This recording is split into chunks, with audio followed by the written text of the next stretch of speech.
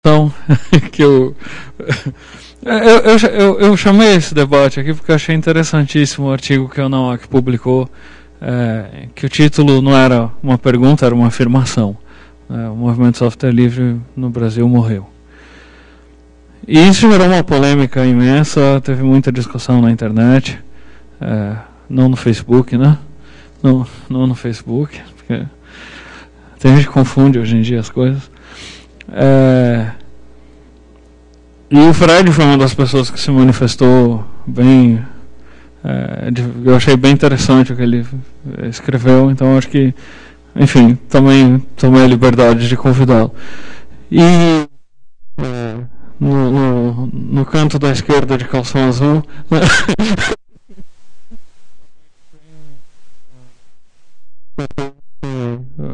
na minha opinião, são representantes aí da próxima geração do movimento de software livre no Brasil. As pessoas que talvez não deveriam existir se o artigo do Nauac tivesse absolutamente, integralmente, só eu já estou me adiantando aqui. Eu vou tentar não falar. E eu quero que não seja um debate entre as pessoas da mesa. Eu quero que seja um debate com uma participação muito ativa de quem está aqui. Não sei se todo mundo vai querer participar, mas não sei se o tempo daria para isso também, mas encorajo todo mundo que tiver algo para acrescentar, para ajudar a gente a entender o que está acontecendo com o movimento de software livre no Brasil, a trazer a sua contribuição. Agora, o que é movimento?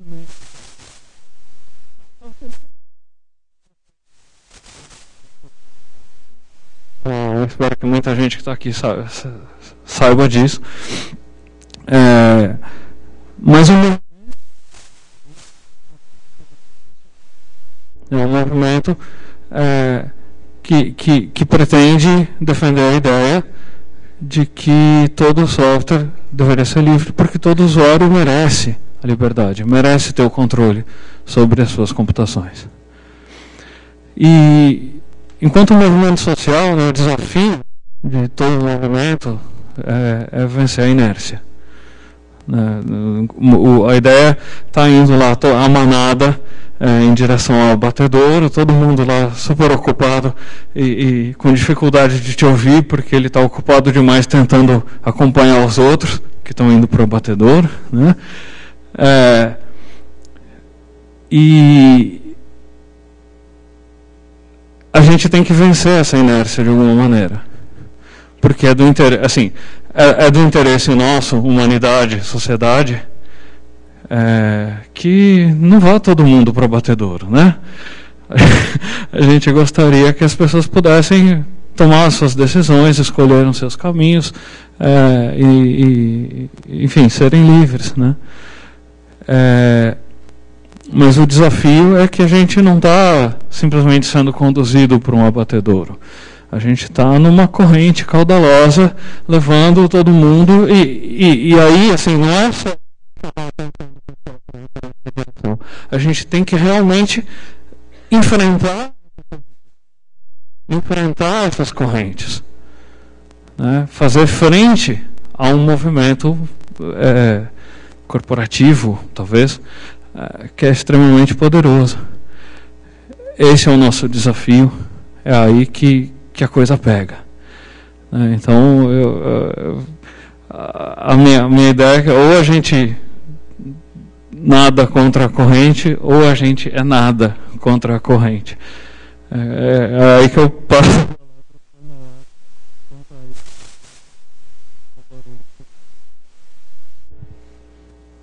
Bom dia a todos. Eu acho que definitivamente eu estou velho. Né? Estou velho, são quase 20 anos de militância e a gente passou por praticamente todos os estágios, pelo menos do software livre no Brasil. E em algum momento a gente fez uma curva errada, e essa curva errada, da manada, da corrente, vem desembocar na situação ou no panorama que a gente tem hoje. Lá atrás, há mais ou menos 10 anos atrás, houve uma intensa discussão dentro da FSF-LA, da FSF e dos grupos da época, discutindo se a gente precisava ou não fomentar o uso indiscriminado de software livre, se a técnica ou se o mecanismo de chegar ao objetivo era, de fato, popularizar ou não o uso do GNU Linux. E eu lembro bem de um texto do Stallman, que deixava claro que a nossa preocupação não devia ser quantitativa, mas qualitativa. E ele falava claramente sobre os perigos de disseminar o uso de software livre, transformando-o em algo tão corriqueiro, tão óbvio, tão usável, que as pessoas não se dessem conta da importância da liberdade no uso daquele software. É basicamente transformar um software livre, do ponto de vista de usuário, num software proprietário. Afinal de contas, não importa se ele é livre ou não, o que importa é que ele faz o que eu quero que ele faça. E a preocupação da FSF e do Stallman com esse aspecto, com esse ponto específico, que as pessoas não só usassem software livre, mas que entendessem por que usar software livre é importante. A disseminação imensa do Ubuntu como distribuição massiva de GNU Linux era exatamente algo que a gente estava discutindo naquele momento.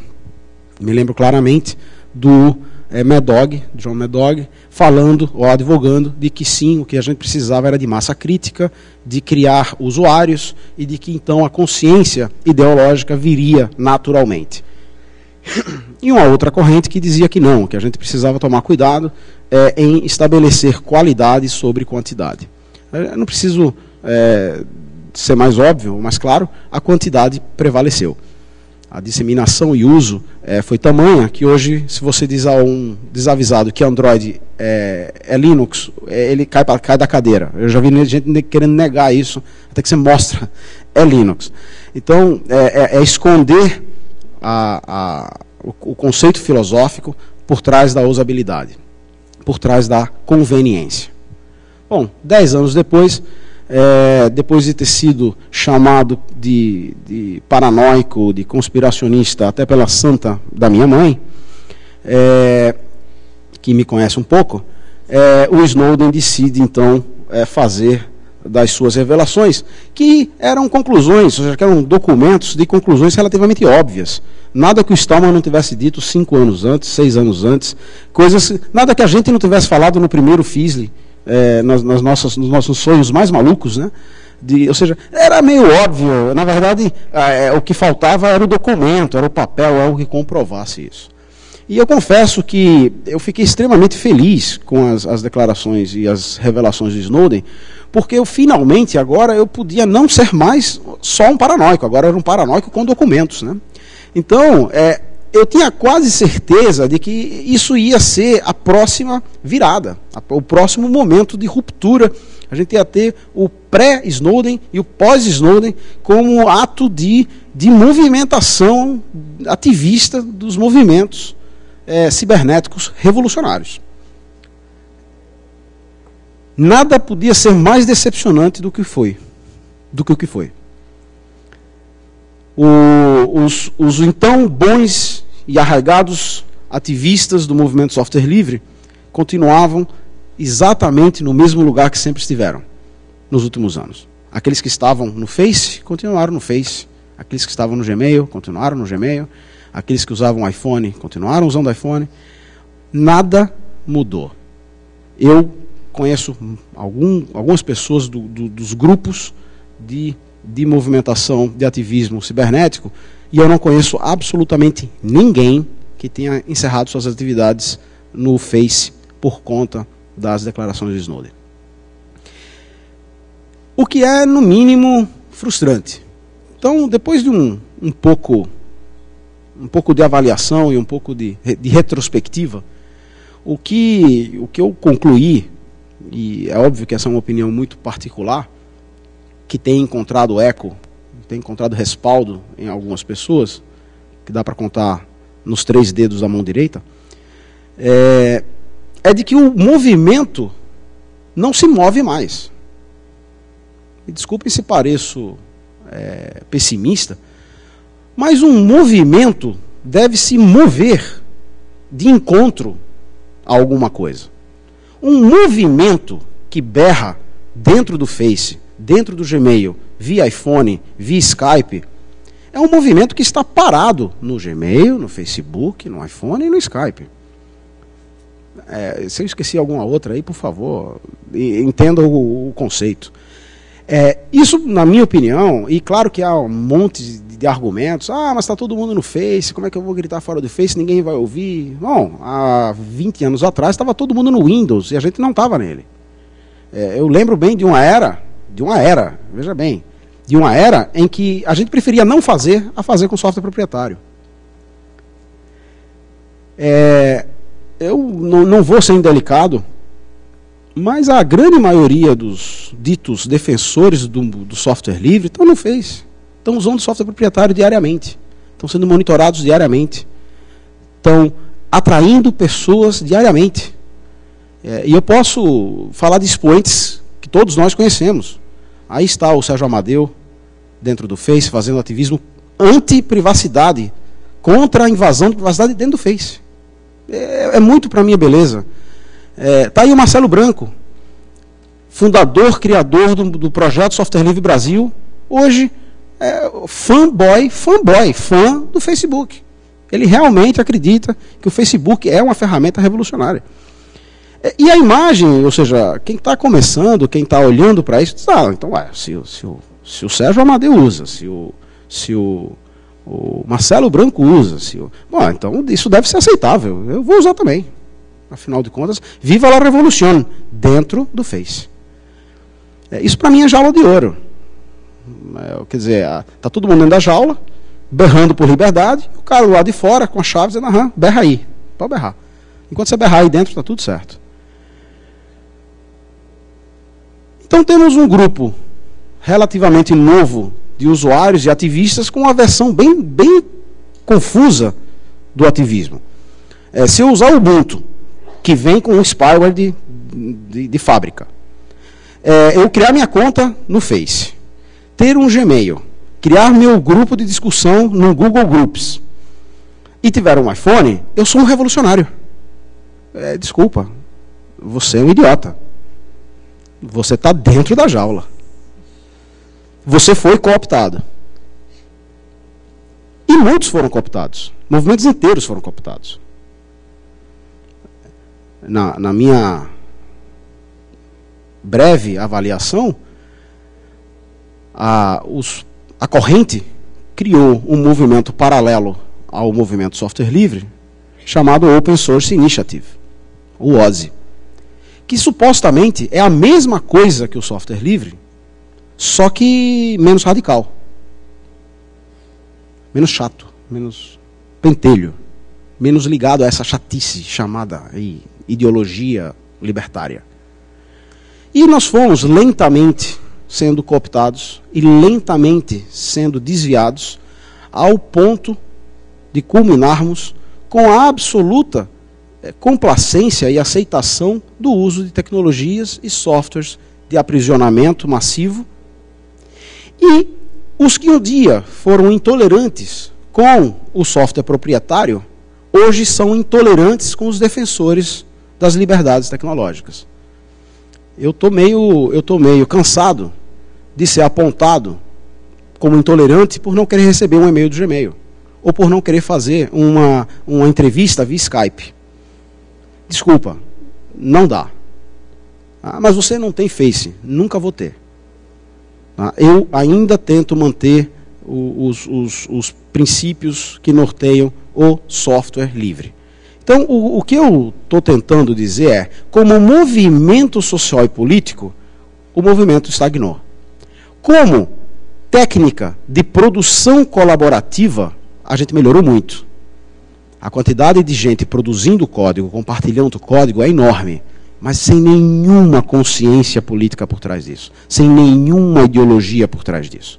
Então, a morte do movimento software livre é evidente, enquanto que a vitalidade do movimento open source, ou de código aberto, também é evidente. Eu cansei de misturar as coisas. Foz, nunca mais. Eu não sou livre e aberto. Eu sou só livre. E eu faço um apelo para que, se você é defensor e se baseia nos princípios do código aberto, e isso serve para você, que você deixe isso claro. Se eu pareço radical, antagônico, extremista, se separe, não se misture. Deixe claro. Se você acha aceitável usar Gmail, Facebook e iPhone e produzir código aberto, maravilha. Mas bate no peito e diz, olha, eu sou open source, eu não sou software livre. Se você é software livre, não há justificativa para usar software proprietário, nem para estar preso dentro dessas redes. Então, eu vou reafirmar o meu ponto original. A geração Ubuntu e sua complacência no uso de softwares proprietários e redes sociais devassas matou o movimento do software livre. Jesus Cristo também morreu. A gente pode ressuscitar, mas que está morto, está morto. É isso.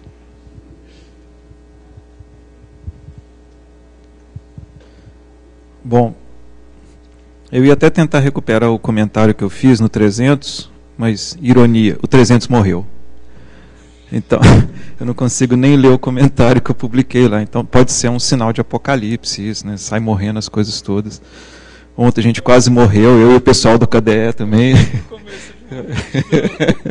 Eu fiz exatamente. Bom, eu sou biólogo. E eu tenho uma tendência a ver o mundo com uma visão de biólogo. E é uma visão assim que, primeiro, que esse conceito de morte na biologia é meio complexo, né? Morte no sentido de extinção. E aí eu faço uma separação grande que eu acho que é importante a gente fazer. Morte é algo que elimina um indivíduo. Uma extinção elimina toda uma espécie, ou às vezes mais do que uma espécie. Então, os seres humanos morrem diariamente e a raça humana não morreu. Né? A espécie humana não morreu. A gente ainda está por aí, apesar de eu votar pela extinção da espécie humana, mas isso é uma outra discussão. Você estava tão otimista. Não é otimismo, né? É fato. É quase um pessimismo. É quase um pessimismo. E essa coisa da militância, né, do software livre, eu tenho assim, uma série de coisas que me colocam sempre à margem. Né? Por exemplo, eu sou, apesar de não usar a palavra, eu não gosto da palavra, eu vou usar para que as pessoas entendam, eu sou canhoto. Apesar de que o nome correto é sinistro, mas quando eu falo que eu sou sinistro, o pessoal fica me olhando meio estranho. Assim. Eu sou vegetariano com uma forte tendência vegana. Eu gozo que eu sou vegano em casa e vegetariano na rua, porque é complicado a gente tentar ser vegano o tempo todo.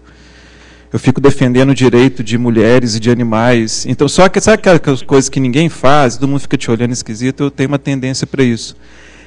E essa também é uma fala recorrente, né? A gente fala assim, não tem mais movimento, acabou. Isso é recorrente em outras áreas também. O veganismo e o vegetarianismo têm uma visão também que é curiosa em relação a isso. E eu acho que é onde que a gente tem que também fazer algumas ponderações, né? Mas eu chego lá daqui a pouco. Então, eu acho que é importante a gente pensar, realmente fazer primeiro essa separação de morte e extinção e de movimento, né, no sentido pleno. É muito curioso essa questão que o Anáhuac coloca assim, porque as pessoas viram isso acontecendo e não fizeram nada. O ser humano ele tem um problema entre ver e acreditar, né? E Olha, está dando eco. Fá, me ajuda aí, Fá. Agora eu não vou conseguir concentrar porque eu estou me ouvindo. Baixa o volume, Fá. Está virando remix. Está virando... Bom, mas é interessante. Existe um chefe de cozinha, né? O Olivier, que ele tem um programa de televisão e ele prega a tal da alimentação saudável, apesar de que ele continua matando os animais, porque ele come carne, é saudável só para os humanos e não para os animais. E aí ele apresenta num dos programas, ele leva crianças para o estúdio e mostra como que são feitos aqueles mini chickens, aqueles coisinhas, que é muito nojento até, assim. Eles misturam coisas, colocam amônia, é um negócio pavoroso. E aí as crianças ficam fazendo careta o tempo todo e tal, todo mundo com nojo, os meninos assim e tudo. Aí ele frita o mini chicken e pergunta, quem quer comer? Todos comem. Todas as crianças querem comer, na maior alegria. Assim, parece que não passaram por nada daquilo. E esse é um exemplo que eu acho que é muito significativo, porque não adianta você mostrar algo para o ser humano, ele tem que acreditar naquilo. Então, você tem que dar um salto cognitivo que muitas vezes as pessoas não estão preparadas para aquilo, porque mexe, inclusive, com algumas estruturas que são internas. E é onde que as pessoas pesam o tempo inteiro a relação entre o prazer que ela obtém fazendo alguma coisa e o malefício que aquela coisa provoca. Cigarro é um bom exemplo. Todo mundo sabe que cigarro faz mal. E as pessoas continuam fumando. O que você está fazendo com minha água? Ah, sim, é. Aliás, a discussão de água, aqui no Brasil nem tanto, mas nos Estados Unidos a discussão de água engarrafada é muito mais complicada também. Mas então, essa relação que tem entre o que eu ganho e o que eu supostamente perco, isso é uma coisa complexa. E a gente tem que levar isso em consideração em qualquer movimento. Né? Então, até a defesa que eu fiz no comentário é que eu tenho uma visão que muitas vezes é execrada, mas é uma visão pragmática em alguns aspectos. Vou citar um exemplo. Eu trabalho na Prefeitura de Belo Horizonte e lá a gente tem uma distribuição GNU Linux em todas as escolas. E no dia que eu peguei uma escola para fazer teste e tirei o flash, houve comoção na escola. A ponto deles chegarem a falar o seguinte, ou coloca isso de volta, ou nós vamos fazer abaixo assinado para colocar o Windows, porque no Windows tudo isso funciona. E aí fica aquela questão seguinte, mas aí você abre mão de algo. O ponto que eu quero colocar que é central aqui é o seguinte, eu acredito em processo. Isso também tem a ver com a minha questão da biologia e da evolução. Eu acredito que se você consegue mostrar para várias pessoas o software livre, mesmo que ele tenha, né, um flash embutido ali, puxar uma discussão de liberdade pode ser possível. Pode ser, não quer dizer nem que vai acontecer. Mas eu prefiro acreditar no pode ser do que negar essa possibilidade para as pessoas. Eu também não tenho conta no Facebook. Já não tinha no início, por uma série de motivos. E um dos motivos é que eu me perguntava o seguinte, para que eu teria uma conta no Facebook? A Araceli me deu alguns motivos ontem, né, uns grupos muito divertidos, eu ri pra caramba. Mas assim, eu não tenho aquela necessidade, e o Facebook me assusta, não o Facebook enquanto instrumento, mas me assusta que as pessoas estão dirigindo automóveis hoje, mandando mensagens, e isso me assusta. Nós chegamos num nível tal de desconsideração do humano, em que as pessoas, para se sentirem vivas, elas têm que estar trocando mensagens o tempo inteiro, e isso é estranho. Tem alguma coisa errada com a humanidade. A gente não deveria precisar disso. Né? E aí é fácil de entender como que as pessoas abrem mão da liberdade. Né? Isso é uma adicção. Né? Mídias sociais são drogas, provocam droga-adicção. E tem uma série de discussões a serem feitas que eu não vou nem arriscar fazer aqui. Mas eu acho que é importante a gente pensar o seguinte, esses são os instrumentos que a gente tem. O que a gente tem que trabalhar em cima disso é como que a gente evolui a partir disso que a gente tem. E é árduo, e é difícil. E, novamente, enquanto biólogo, eu tenho muita dificuldade, apesar de eu desejar isso, mas eu tenho muita dificuldade se é possível a gente chegar num mundo em que seja tudo software livre. Até mesmo, a título de... Eu acredito muito mais que a gente vai viver um mundo em que as coisas são mescladas.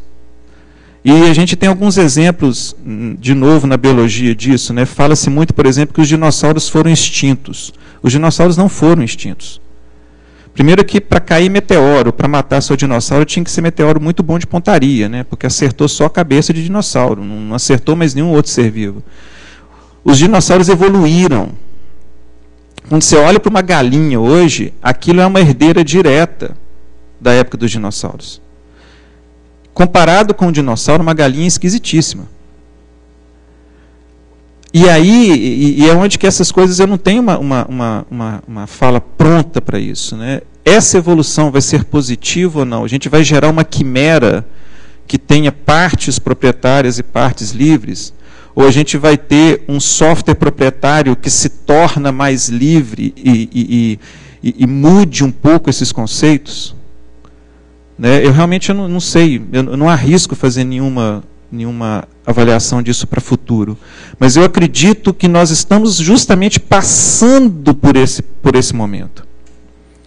Né? A gente está vivendo uma série de momentos que são muito históricos. Assim. Então, por exemplo, quem viveu a partir da década de 80 e acompanhou o boom da internet, a evolução do software livre de ser uma coisa, né, de caseira para ser o que é hoje, a gente está vivendo um momento que no futuro isso vai ser aquelas coisas que aparecem em livro de história.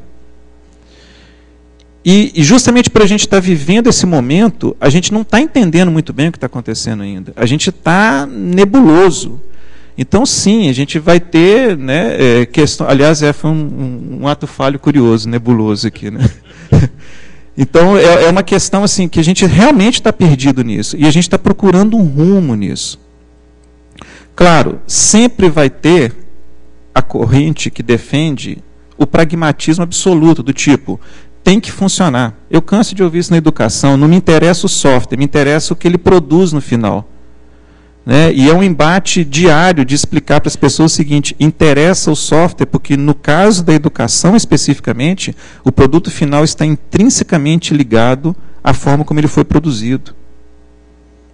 Porque se eu não posso compartilhar o produto final da educação, eu não estou tendo uma educação. Então, são essas coisas, são essas discussões. Então, eu ainda prefiro ver o software livre amplamente difundido, mesmo que disfarçado de open source, ou mesmo que algumas pessoas assumam como open source, onde que é possível virar e falar, está vendo isso que você está usando? Isso aqui é possível mudar uma série de coisas. Até mesmo, Oliva, porque mais do que um movimento que luta para libertar o software, eu acho que o que a mentalidade de software livre gerou é muito maior do que isso. Né, a gente tem os exemplos de cultura livre, de tudo isso, que na verdade é curioso, porque são coisas do humano, e que o movimento software livre simplesmente resgatou isso de dentro da gente. Né, essa busca pela não dependência, essa busca de compartilhar com o outro, isso são coisas que são muito do humano. Então, eu acho que o que a gente precisa é bem direcionar esse tipo de coisa. É saber aproveitar a ferramenta. Né? Numa discussão que eu tive até num fórum outro dia, né, e citando Marx, o Marx ele vai falar sobre isso, de você se aproveitar dos instrumentos do capitalismo para combatê-lo. E eu acredito sim, e aí eu concordo com a Nawak, que tem pessoas que estão no Facebook e estão lá adormecidas mesmo, estão lá e não estão fazendo nenhuma reflexão. Eu também acho que fazer movimento em Facebook é complicado, mas por um outro motivo, porque o Facebook e outras mídias proprietárias te obrigam a ser um usuário dela para participar daquilo. Por isso que eu acredito em blogs. E eu acredito em blogs que não têm comentários como é que fala? Moderados. Você quer estabelecer uma comunicação plena e plana, monte um blog e libere comentários. E esteja preparado. Porque as pessoas também têm uma tendência assim, eu escrevo alguma coisa, alguém fala contra, aí fica magoadinho. Né? Outro dia fui comentar um blog de um cara e ficou lá, pô, mas absurdo, mas você falou isso, meu amigo. Se você não quer que ninguém questione o que você falou, não publica. Sabe? Então a gente tem que repensar, inclusive, isso. Por isso que eu não acredito em mídias sociais proprietárias para fomentar discussão, especialmente discussões desse nível, pela obrigatoriedade que você faz com que as pessoas tenham. Mas, se eu quero ter um perfil numa mídia proprietária, isso é um problema meu. Né? E isso tem que deixar claro. O que eu condeno, e eu acho complexo, é, por exemplo, um grupo de usuários resolve usar uma mídia para discutir. Se você quer abrir mão da sua liberdade, isso é um problema meu. É lamentável, mas é um problema seu. Mas quando você começa a envolver grupos de pessoas nisso, aí já vira um problema público. Aí você está, sim, forçando pessoas. Aí você está, sim, cooptando pessoas para fazer parte de algo que não é bom. Então, é basicamente isso, né? Eu acho que esse é o início dessa discussão, mas é para a gente repensar bem nesses conceitos, né? De qual que é a separação entre aquilo que eu faço e aquilo que eu influencio os outros a fazerem. E essa distinção mesmo entre morte e extinção. Eu acho que a gente está indo. Eu acho que a gente pode estar cambaleante, eu acho que a gente pode ter perdido algumas noções, mas eu ainda acho que o movimento de software livre está vivo.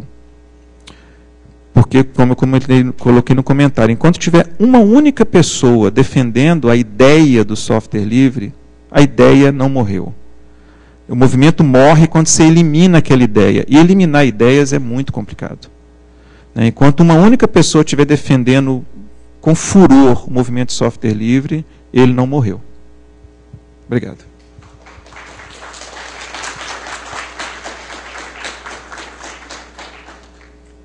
Bom dia. É difícil falar alguma coisa numa mesa desse tipo, onde você é a pessoa mais nova dentro da comunidade de software livre, a pessoa que tem menos para mostrar dentro da comunidade de software livre. Mas como o Oliva disse, talvez a gente, por ser mais novo, esteja tratando da comunidade de uma perspectiva bem diferente e esteja vivendo um momento e fazendo coisas que ninguém dentro da comunidade esteja fazendo, justamente porque a gente tem esses problemas com a Nauá que apresentou. Então, é curioso, quando o Oliva me convidou para também, eu fiquei honrado, porque eu não acho que eu deveria estar aqui. Eu estaria certamente sentado ali do outro lado, estaria concordando com muito do que já foi dito aqui, discordando com algumas poucas coisas, mas é muito interessante poder estar aqui em cima e poder usar o microfone por um pouco mais de tempo que vocês. Eu também não vou ser muito longo, porque eu que também quero ouvir muito de vocês. Eu acho que é mais importante a gente discutir da mesa com o público do que a gente discutir entre a gente. O movimento de software livre ele começou bastante tempo atrás, e como todo movimento que existe muito tempo, pouco tempo vivo, ou agora quase morto, mas todo movimento passa por altos e baixos, e nesse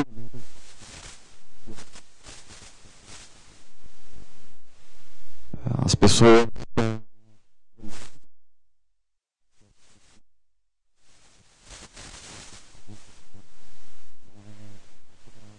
falam aquilo não é bom, aquilo, enfim, o software livre tem problemas para a maior parte das pessoas que se dizem defensores do software livre.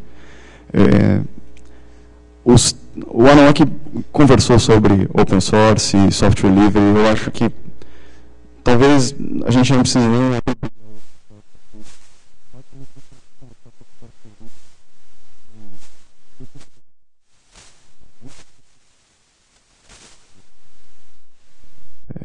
mas ela de fato não defende o software livre, ela defende qualquer outra coisa que não é o software livre. Se você defende o software livre, você realmente acredita no movimento político social. Se você defende software livre, você realmente entende que as 4 liberdades são importantes. E você não coloca nada acima dessas 4 liberdades na hora de dizer se algo é bom ou ruim. Então, um dos argumentos mais fortes desse novo movimento de software livre que existe dentro do Brasil, né, das pessoas que se dizem defensores de software livre e que malham os reais defensores de software livre, é que software tem que ser bom. Quando o argumento delas de bom é tecnicamente bom ou qualquer outra coisa bom, quando na verdade o que ela tem que olhar para o software ser bom do ponto de vista de software livre é se ele respeita a sua liberdade.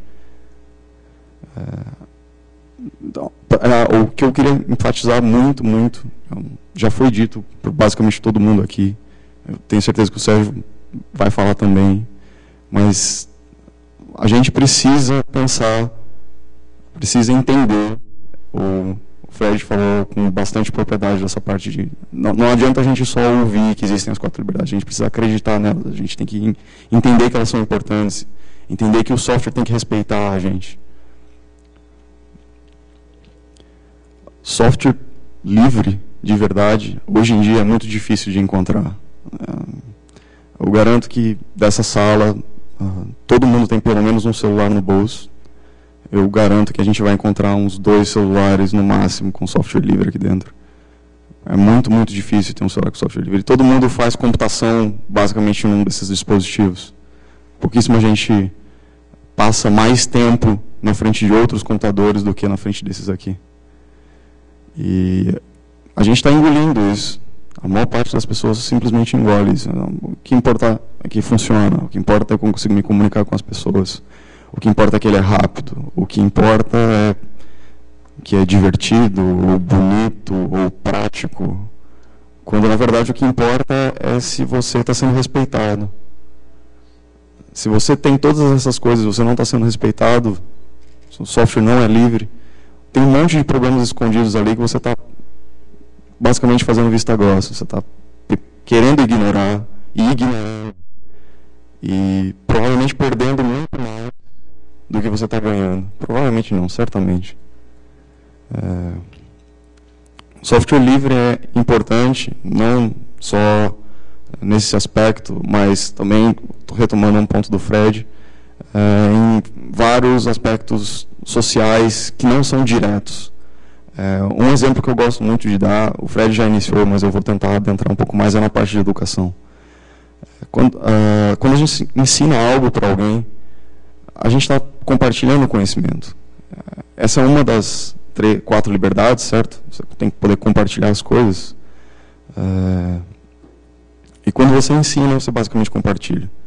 Mas você não ensina alguém querendo que a pessoa não compartilhe depois, certo? Você quer que a pessoa continue compartilhando. O conhecimento deveria ser compartilhado. Até aí tudo bem, porque as pessoas que defendem o software livre, não software livre, também compartilham as coisas. Mas existem algumas coisas um pouco complicadas. Eu gosto de usar o exemplo de software, porque eu sou de software, né? Eu sou computeiro desde criança, então é complicado eu sair um pouco da minha área, mas felizmente a gente está numa sala de computeiros, em sua maioria, ou de pessoas que têm um viés forte com tecnologia, então talvez isso fique fácil para todo mundo entender. É bem comum você entrar numa universidade ou num curso técnico, uma graduação, um curso profissionalizante, e um professor, um tutor te pedir para desenvolver um software. E ele te pediu uma ferramenta específica. Todo mundo aqui já passou por isso, de você precisar usar o sistema operacional que você não usa, um sistema operacional que você não deveria usar porque ele não é livre, porque o trabalho que você tinha que fazer exigia, e alguns certamente tentaram contornar isso, alguns com certeza contornaram, mas no momento desse, eu me pergunto, como é que a gente está fomentando que as pessoas ensinem e aprendam no ambiente em que elas estão com o cabresto, em que você limita. Então, às vezes a gente não percebe o quanto o software livre seria importante em várias áreas diferentes. Em questões diversas, saúde, por exemplo, ou transparência. O governo, se o governo não usa software livre, a gente está à mercê de outros governos, de outras empresas. E defender o software livre dessa forma que as pessoas defendem, que ele é bom para várias coisas, mas não quando ele respeita a sua liberdade, você acaba perdendo muito disso. Governos de outros países estão espionando a gente da comunidade de software livre diz isso há muito tempo e só acreditaram agora porque o Snowden tinha um papel, o Anawak bem disse. E ainda assim as pessoas continuam falando, tudo bem. Ninguém deixou de se preocupar, ninguém passou a se preocupar mais com software livre, com a liberdade depois dessas publicações. A fala da Anawak nesse ponto para mim era bem crítica. Eu ia citar exatamente o mesmo ponto, eu queria enfatizar outras coisas. É que foi a coisa mais broxante que aconteceu nos últimos tempos. Quando saiu esse movimento, a gente está sendo vigiado, vamos lutar contra isso, e aí aparece o dia para lutar pela privacidade, tudo que tinha naquele site para lutar pela privacidade era para você publicar no seu Twitter, no seu Facebook, no seu Google+, fazer videochamada usando software proprietário, não importa qual seja, o Skype, o Hangouts. Eu fiquei bastante assustado. Não tinha nada ali. O que estava ali não ficar dentro da jaula e brincar, mas vamos fazer algo.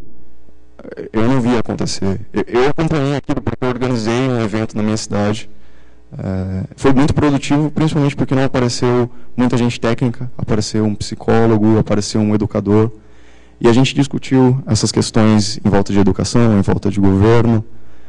E o interessante, no final da história, é que a gente chegou à conclusão de que, para ressuscitar o movimento, a gente precisa começar de baixo. Então, o Oliva disse que a gente é a nova geração. Eu acho que a nova geração são os pequenininhos que a gente está tentando formar.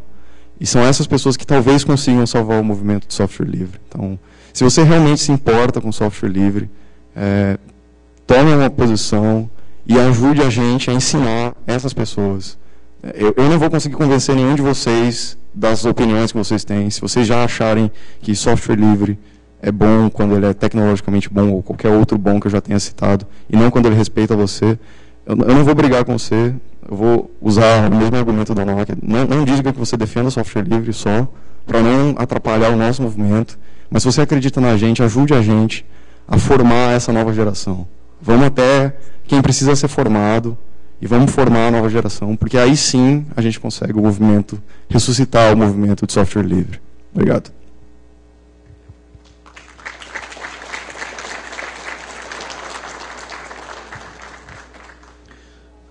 Bom dia. Bom dia mesmo. É uma droga ser o último, né? Então, eu concordo com todo mundo. Vocês são os últimos. Então tá. Antes de começar o que eu quero falar, né? Vocês são a maioria, é verdade. A maioria sempre tem razão, né? Então eu concordo com vocês também, tá?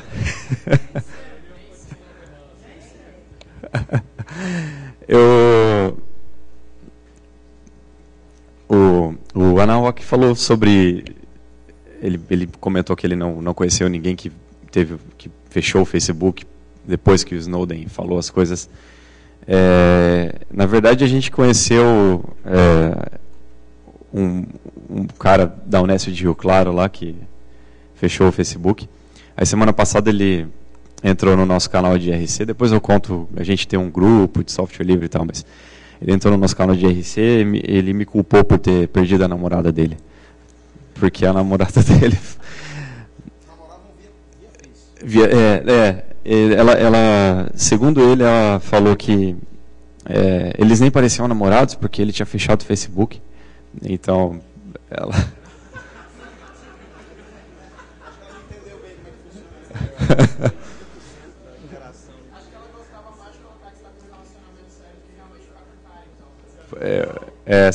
Pois é, essa é a vida real. Bem, não sei se eu, sabe, se eu pedi desculpa, se eu, enfim. Então, meu nome é Sérgio, né, só para, é tipo aquele stand-up, né, que você começa contando uma piada e depois você apresenta. Então, meu nome é Sérgio, eu sou de Campinas, trabalho na Red Hat com o Alexandre Oliva. Sou um feliz e orgulhoso contribuidor do projeto GNU. A gente tem um grupo que o Panágio não mencionou, porque na verdade ele basicamente abandonou o grupo. Isso é uma denúncia pública aqui, tá? Ele prefere a raposinha e tal, enfim, tudo bem. Nosso grupo é o Libre Planet São Paulo, é um grupo de fomento ao software livre. Então, na verdade, ser o último tem essa vantagem, porque agora quando eu falo software livre, vocês sabem que eu estou falando de open source. Vocês sabem que eu estou falando de software livre mesmo. Porque geralmente quando eu falo software livre, eu tenho sempre que parar e falar, mas é software livre, não é open source, é software livre. Então agora vocês já sabem. O nosso grupo, a gente criou ele em 2012, no final de 2012. O Libre Planet é um projeto da Free Software Foundation para fomentar a criação de grupos regionais ao redor do mundo, e na verdade eu acho que esse projeto é muito legal e devia ter mais atenção do que ele realmente tem. Eu acho que é assim que a gente consegue alcançar as pessoas, não criando uma conta no Twitter para a FSF do jeito que eles fizeram. Então esse na verdade é um outro momento de denúncia, que a FSF tem uma conta no Twitter, e eu acho isso extremamente... Pois é. Eu acho isso incoerente. Eu entrei em contato com eles, houve uma discussão bem calorosa da nossa parte e no final não deu em nada, eles continuam com a conta lá, mas enfim. E esse grupo, igual eu estava dizendo, a gente organizou alguns eventos em Campinas e na verdade o ano passado eu organizei um evento que foi Software Freedom Day, que acontece todo ano em setembro mais ou menos. E o que eu vi foi desinteresse, né? Foi mais ou menos 72 pessoas se inscreveram, o evento era gratuito, e eu quis fazer gratuito, porque eu achava que esse era o motivo, esse era o objetivo do evento, né? Levar o conhecimento para qualquer pessoa. Então a gente fez na Unicamp, né? Uma sala da Unicamp, e 72 pessoas escreveram, e eu chuto aí que umas de 10 a 15 pessoas compareceram, das que se inscreveram. Tá. Se foram 15 pessoas, foi muito. A gente não divulgou no Facebook. Isso é uma coisa importante dizer. A gente só divulgou naquele negócio que não sei se vocês conhecem, chama e-mail. Tem pessoal que não lembra muito bem e tal. Tem um colega nosso da Unicamp que ele entrou no curso de computação recentemente. Ele falou que e-mail é muito formal e ele não prefere usar Facebook mesmo, porque Facebook é mais rápido. Eu não sei que rapidez que ele está falando, né? Sei lá, talvez a banda do Facebook seja maior do que a do provedor de e-mail dele, né? Não sei. Eu acho que um ponto interessante de falar é... Eu anotei algumas coisas quando eu estava vindo para cá, para Porto Alegre. E um ponto interessante de falar por exemplo, a gente não consegue dissociar essa discussão. Eu acho que a discussão sobre o movimento software livre, ela é englobada pela discussão sobre a sociedade que a gente vive, claro. Porque é um movimento filosófico e social. Ele não é só um movimento filosófico, não é só um movimento técnico, mas ele é também social, e talvez principalmente social. Eu coloquei algumas coisas, por exemplo... na minha visão, né, eu não sei, eu não sou filósofo, não sou sociólogo, eu sou só um computeiro que gosta dessa parte de software livre.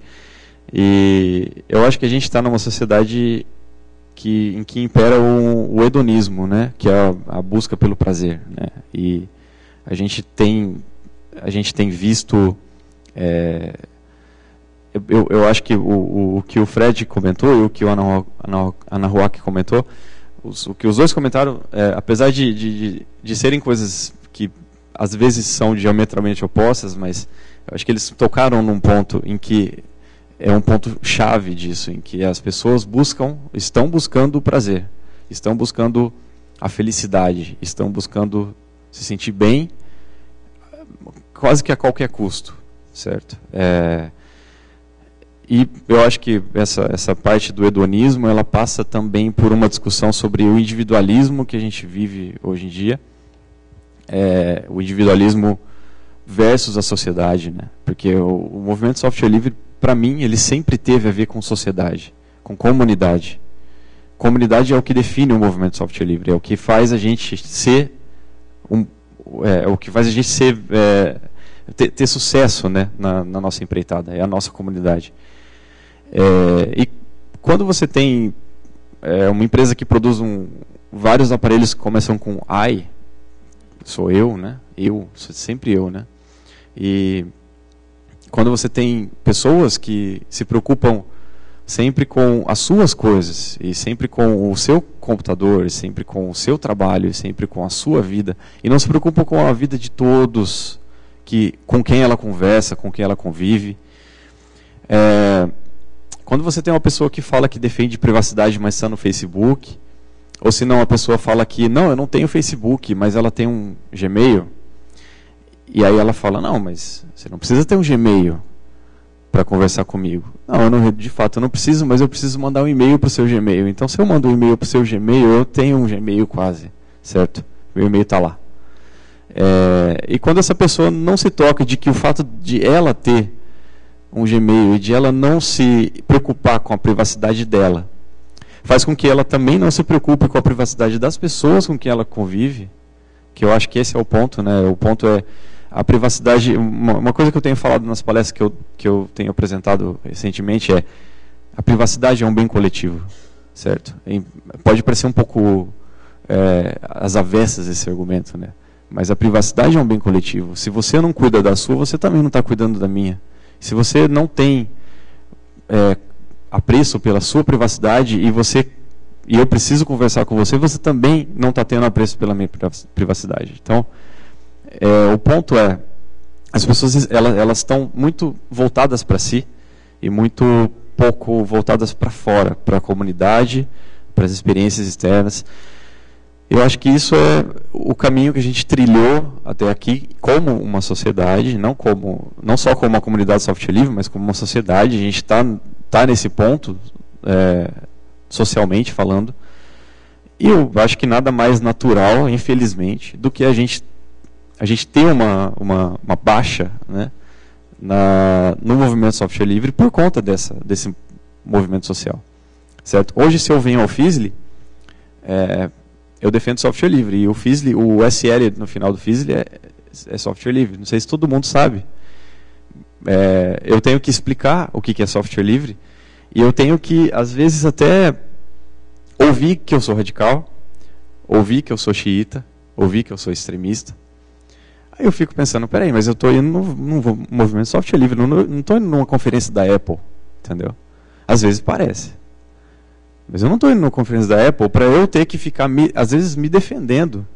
Às vezes até defendendo o Oliva, porque o Oliva acho que é o expoente do software livre brasileiro, e sempre que alguém vem falar comigo, e isso eu falo para eles abertamente, porque eles já sabem, sempre que alguém vem falar comigo, ele fala, mas você conhece o Oliva? Conheço.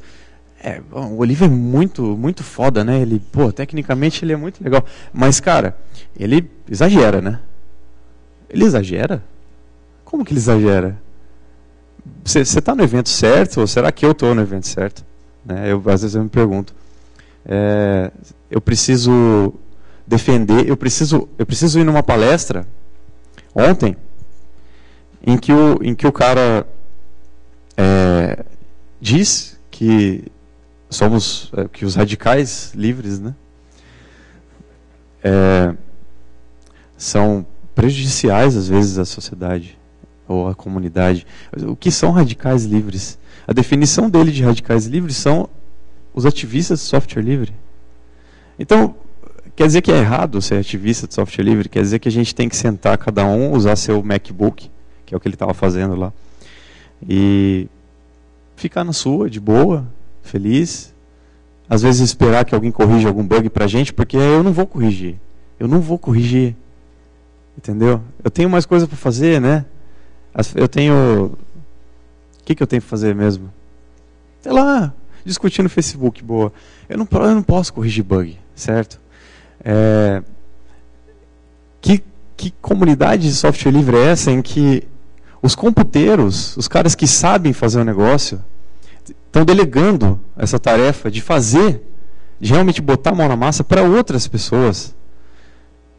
Porque, não, eu curto software livre, eu defendo, mas eu uso, eu não programo. Programar eu programo para minha empresa lá, que eu faço software proprietário e tal. Tem que ganhar a vida, né? Aí você fala, cara, mas espera aí, se você não fizer, quem vai fazer? Certo? Porque é muito cômodo esperar que os outros façam. Eu acho que a gente tem visto... Bem, eu escrevi muita coisa para falar, e a gente tem visto muitos comportamentos, às vezes, incoerentes, né? Hoje eu fico feliz quando alguém me chama de radical. Porque, para mim, radical virou sinônimo de incoerente. De coerente, desculpa. Radical igual a coerente. Eu fico feliz. Obrigado.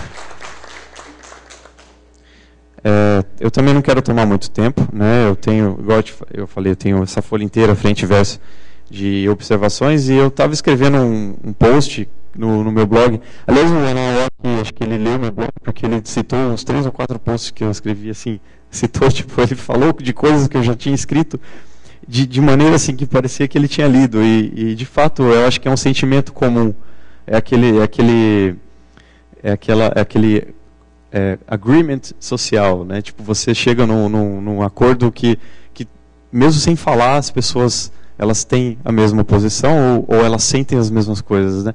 Então, eu acho que ele cobriu bem. O Fred, eu não tenho a acrescentar também. Eu acho que são duas posições, às vezes opostas, igual eu falei, mas que são extremamente válidas e extremamente importantes. Às vezes eu acordo igual o Fred, às vezes eu acordo igual a Ana Rock.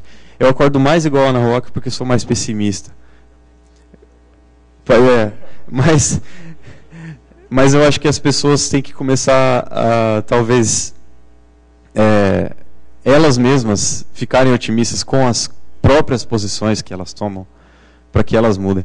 O Oliva, desde que eu conheço o Oliva, ele usa a assinatura no e-mail dele, do Gandhi, que fala: você tem que ser a mudança que você quer ver no mundo. Eu acredito nisso e eu acho que as pessoas têm que pensar um pouco a respeito dessa frase. Tá. Então, obrigado. Não sei se vai abrir para todo mundo para falar no bom sentido, claro.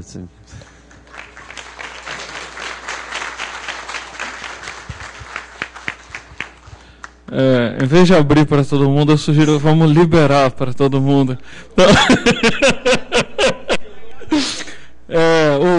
Era o Marcelo Branco que estava pedindo para organizar uma lista de quem quer falar. Então o Marcelo Branco, como pai da sugestão, está encarregado de gerenciar a lista. Damos primeiro. Era sério. Tá funcionando? Vocês estão me ouvindo bem? Bom dia, gente. Queria parabenizar o pessoal da mesa, foi muito boa. Acho que esse é uma coisa importante de se fazer, discutir o movimento, né? Meu nome é Araceli Torres, eu sou historiadora. Eu pesquiso sobre software livre desde 2009. Eu fiz uma dissertação de mestrado sobre a história do GNU, defendida em janeiro. E eu admiro a postura do Anawak de puxar essa discussão. Só não concordo com a forma como a qual ele puxou, né? Eu acho que não é chamando todo mundo de idiota, todo mundo que está usando o Facebook ou o Ubuntu de idiota, que o movimento vai ressuscitar, entendeu? Se é que ele está morto. Eu acho que a problematização disso é importante, porque a gente tem 16 anos de porrada que a gente está levando do open source, né? Desde 2008, pelo menos, a gente tem levado porrada do open source. E eu achei a fala do Fred fantástica, porque ela tocou num ponto fundamental, que é a questão do processo. eu não sei se todo mundo já leu a biografia do Stallman, mas até lançar a ideia do GNU, o Stallman era um fascista. A própria mãe dele fala isso. Olha, eu tinha muita preocupação com meu filho, porque ele era um fascista, ele não era um cara de esquerda, ele não era um cara assim, que admirava. A mãe dele era sindicalista, né? Participou um tempo, eu não sei se a vida inteira, mas a mãe dele foi sindicalista e ela falava essa preocupação. Olha, ele odiava o fato de eu participar de um sindicato, ele odiava essa coisa da esquerda, sabe? Eu já li relatos, acho que eu devo ter lido tudo que o Stallman escreveu e tudo que já foi publicado no site da FSF. E eu li coisas dele falando que detestava a contracultura, detestava a coisa das drogas, detestava a música, sabe?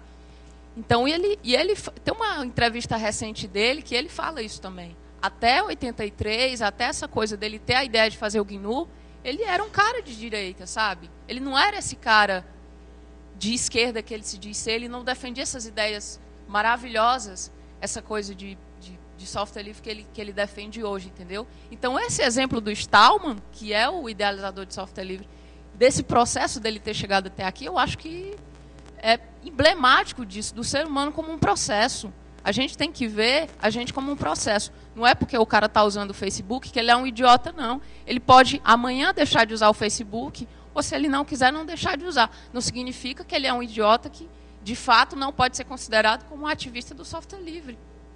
Entendeu? Eu acho que o ser humano tem que ser visto como um software livre, né? Como um código que sempre vai poder ser modificado, né? Como uma pessoa que sempre está nesse processo de modificação. E eu não me acho idiota, eu amo o GNU, eu uso o Facebook e eu não me acho um idiota por causa disso. Eu faço trabalhos para o software livre, defendo, contribuo e não me sinto menor, não acho que não seja parte desse movimento, muito pelo contrário. Eu acho que as coisas não são tão simples como estão sendo colocadas, né? Obrigada.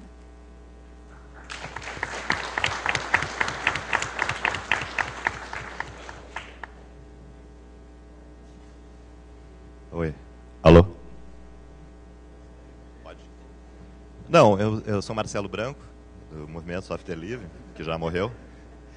Não, eu acho o seguinte, eu vou fazer uma abordagem, eu sou otimista, tá?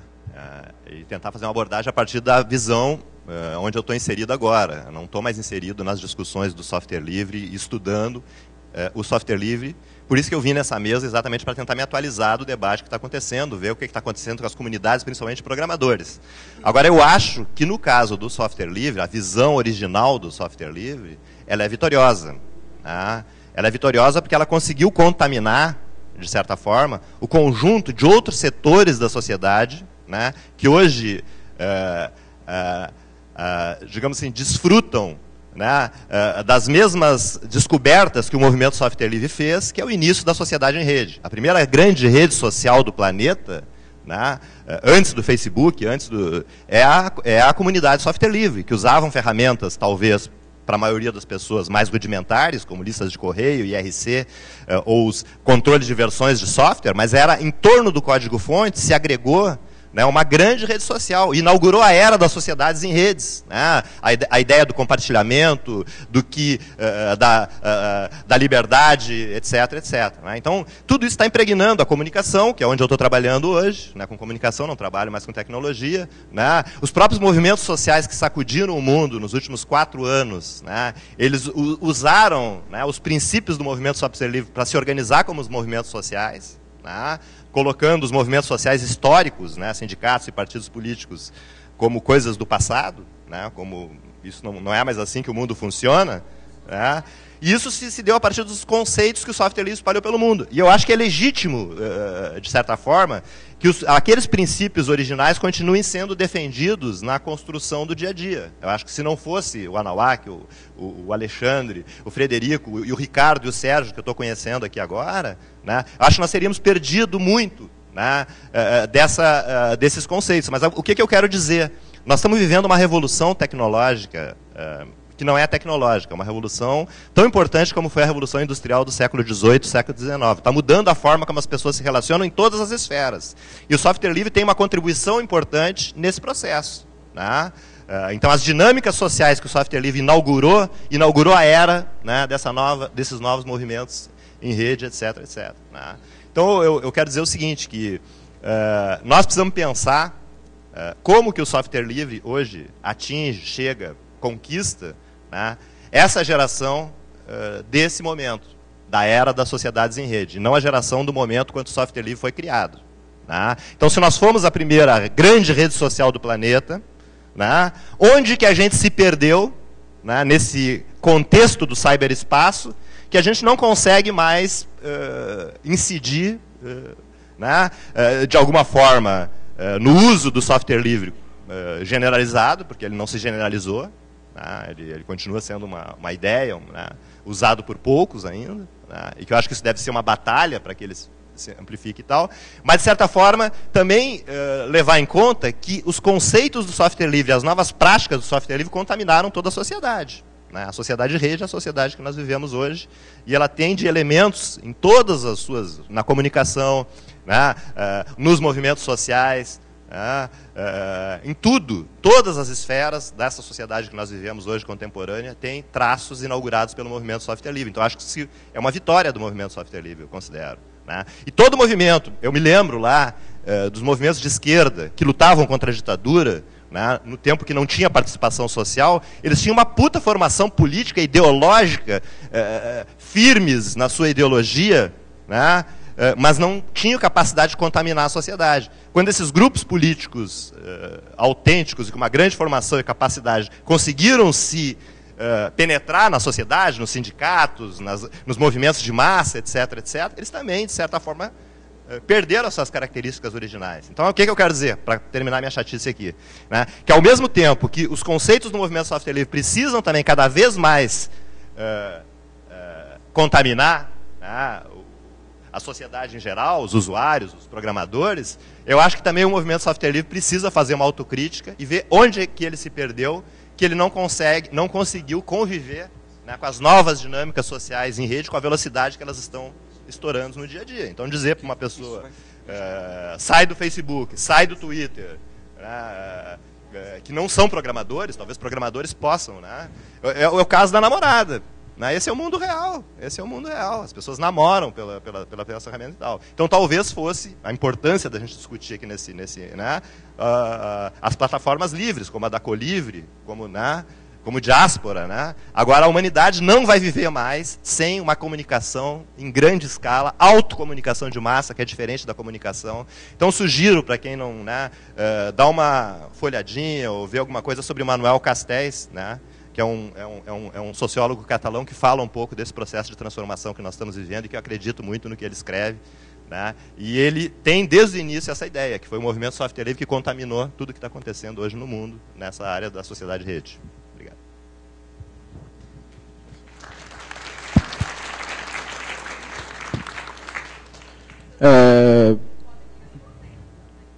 Já? Sou eu? Opa! Bom dia, meu nome é Kaique. Eu faço parte da comunidade da Mozilla Brasil. Antes de eu fazer parte da comunidade, eu usava Windows. E eu fui mudando essa mentalidade porque foi me mostrado, e eu realmente acredito, só que eu quero tocar num ponto, pegando um gancho do que ele falou. Eu não sou programador, eu sou designer. E eu lembro de uma vez que eu li um post num blog que eu achei muito interessante, que foi falado sobre a ubuntuzação. Né, o uso indiscriminado disso, a questão que foi colocada por vocês de aumentar em grande escala e as pessoas não procurarem mesmo saber, não se importarem mesmo que realmente a comunidade, mas, poxa, eu até conversei hoje de manhã com o Panágio, às vezes acontece também, por exemplo, eu acredito naquilo, eu quero utilizar aquilo, mas eu não sei fazer. Aí eu entro numa comunidade que tem um tanto de cara fera, eu peço ajuda para fazer alguma coisa, o nego vira para mim e fala, procura no Google. Mas merda, eu não sei o que procurar no Google. Como que eu vou procurar como fazer tal coisa se eu não sei o que é essa tal coisa? Eu quero ajuda para fazer aquilo, e muitas vezes acontece isso. Na própria comunidade tem muita gente muito boa que poderia ensinar, alfabetizar essas novas pessoas que estão entrando, mas se sentem num outro nível e, sei lá, povo, eu sou melhor que você, eu não vou tocar em você. E, caramba, como está sendo feita essa questão da grande escala, esse crescimento, porque algumas pessoas esquecem de que para ele ser muito bom no que ele começou do zero. Hoje, eu uso o Ubuntu porque eu tive dificuldade de, no começo, eu instalei o Debian, mas eu não conseguia, eu não sabia que existia a merda do sudo apt-get para instalar uma porcaria de um negócio, e o Ubuntu tinha central de aplicativo. Não é porque eu não acredito, não é porque eu não sei fazer, não é porque eu não realmente vivo a política, mas é porque eu não sabia fazer. É porque eu sou burro o suficiente para não saber o que jogar no Google para aprender a fazer. Então, eu acho que falta um pouco disso também, da própria comunidade, pensar em quem está entrando. É importante levar esse pensamento do software livre, mas é importante levar isso de forma consciente, de pensar naquele que não sabe fazer também. Como que aquele que não sabe vai realmente colocar e viver a ideia do que ele vive se ele não souber fazer? Não tem como eu defender uma coisa se eu não viver aquilo, e não tem como eu viver aquilo se eu não souber como fazer. Então, eu acho que é isso, é um ponto que a gente tem que pensar também. É crescer, mas crescer de forma inteligente. E é isso. Bom dia. Bom dia. Sou Antônio Carlos, eu sou do Serpro Belém. Eu também achei fundamental compartilhar uma opinião, mas pegando uma carona lá na nossa amiga historiadora lá. Acho que falou aqui, né? Que é o seguinte, eu queria abordar isso tentando fazer uma analogia com duas, que eu acho que é duas histórias reais de vida para a gente, brasileiros. Por exemplo, eu me reportaria isso aqui, me pareceu muito, de uma leitura de um livro que eu fiz, chamado Sinfonia Inacabada, que trata a realidade, por exemplo, do Partido Comunista Brasileiro no Brasil, que viveu um momento, e o que restou da história do Partido Comunista hoje. O que é o Partido Comunista? E o Partido Comunista estava discutindo as suas diferenças. Teve um cara chamado Mário Pedrosa que falou o seguinte, olha, se nós não soubermos conviver com as nossas diferenças, e os que tentar prevalecer for a ditadura da arrogância do Comitê Central, nós vamos acabar com esse partido. E era um partido que tinha, inclusive, enraizamento forte, já com uma boa presença na massa. E aí veio o que restou, por exemplo, do Partido Comunista. Então, acho que a questão do movimento software livre, eu também vou aqui na linha do Marcelo Branco. Eu sou extremamente otimista. Agora, me parece que está precisando que todos nós possamos saber conviver com as diferenças. E eu acho que essas diferenças precisam cada um se convencer. Eu acredito que no grito, numa democracia, no grito ninguém ganha nada. Com a arrogância e com a prepotência de um petit comitê, eu acho que ninguém ganha nada. A segunda questão que eu queria, para uma analogia, seria o seguinte, as ligas camponesas. O MST, ele surgiu das ligas camponesas. E, mais uma vez, tem uma reflexão do Partido Comunista. Por exemplo, o Francisco Julião, que é um dos caras, um pernambucano, idealizador das ligas camponesas, ele estava preso e ele disse o seguinte, olha, os operários, eles se reúnem em massa para jogar futebol. Eu defendo que a gente vá fazer o trabalho do partido no futebol com as massas. Mas logo alguém se levantou e falou, cara, você está errado porque futebol é ópio do povo. Prevaleceu a tese dele e ele conseguiu organizar muito bem o Partido Comunista a partir do interior de Minas Gerais. E ele preso, inclusive, a partir do momento que ele sai da prisão. Então é o seguinte, eu acho que essa questão do Facebook, nós não precisamos nos converter à carteirinha do Facebook. Mas é preciso saber dialogar com essa maçona que está no Facebook. E aí, por exemplo, o Marcelo Branco, eu fui conhecer o Nosfero quando o Marcelo Branco foi fazer as oficinas para a campanha da Dilma, falando da Dilma na rede.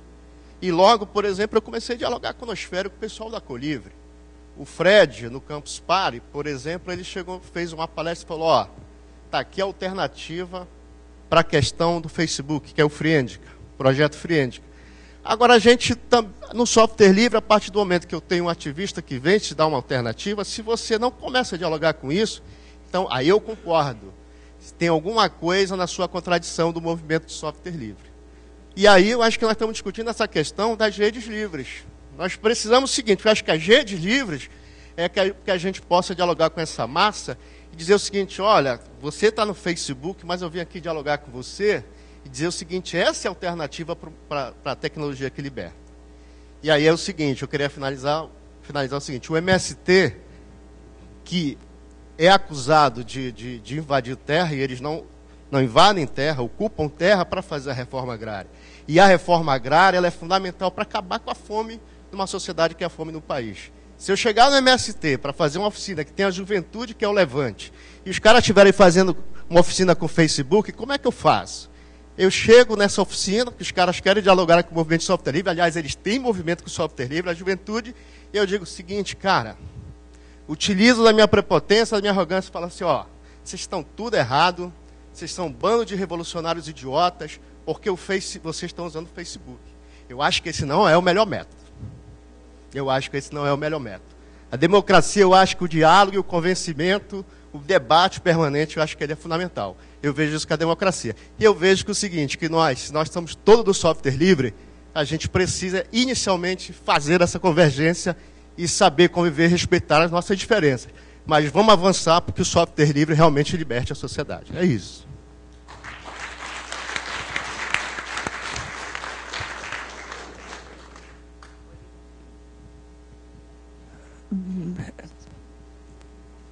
Bem, sou o professor Antônio. Eu costumo dizer que eu sou um bicho meio estranho, porque no mundo da informática eu vivo falando de educação. E no mundo da educação eu vivo falando de informática. Não sou programador, não sou administrador de rede, não sou analista de sistema, eu sou professor de História e Filosofia. O que você está fazendo aqui perdido? Faz, acho que 12 anos, né, Marcelo? Que eu estou meio perdido por aqui, no mundo do software livre. O que você falou eu passei também. Mas eu quero concordar em alguns pontos com o Anáhuac. Eu acho que open source não é software livre, não defende as 4 liberdades, mas também um pouco de concordar com o Marcelo nessa questão de que, em alguns pontos, nós fomos vitoriosos, sim. Hoje a sociedade está realmente contaminada com os princípios do software livre. Eu lembro muito bem, no FISE de 2004, no lançamento da Creative Commons, a alegria do Leslie de vir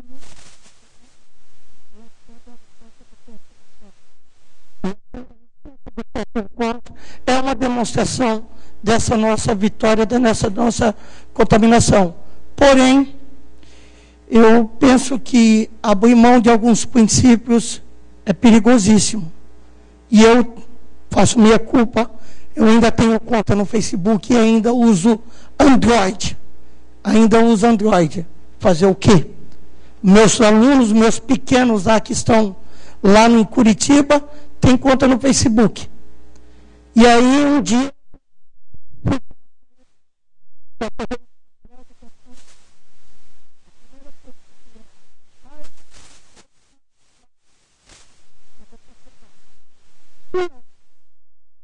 não, mas o meu já está pronto, eu vou fazer lá, eu sei fazer no Blogspot. Ou não tem nota. Simples assim. Ah, mas você está imposando? Não.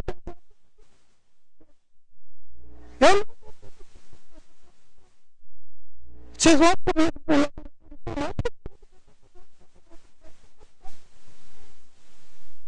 acabou. Nós estávamos no laboratório de informática lá, aliás, todos com software livre, tá? Uma das maiores redes de software livre do mundo, Paraná Digital, tá? E aí, um dos pequenos me chamou, ele já estava desenvolvendo alguns plugins que ele tinha simplesmente descoberto sozinho, que eu nem sabia que tinha no WordPress. Resultado, qual que é isso? O resultado é que agora alguns desses pequenos já estão desenvolvendo os seus próprios blogs e seus próprios conteúdos dentro do WordPress. Então, eu penso que manter o princípio, manter algumas características e dizer, não dá para abrir mão disso. Não vou aceitar que faça no Blogspot e acabou. E me assusta, Marcelo, quando os movimentos sociais não fazem essa discussão.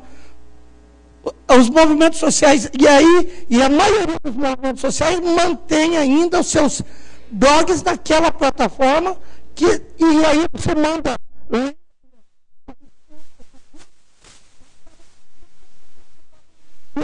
do Google. Então, essas discussões que eu acho que nós temos que levar, nós temos que chegar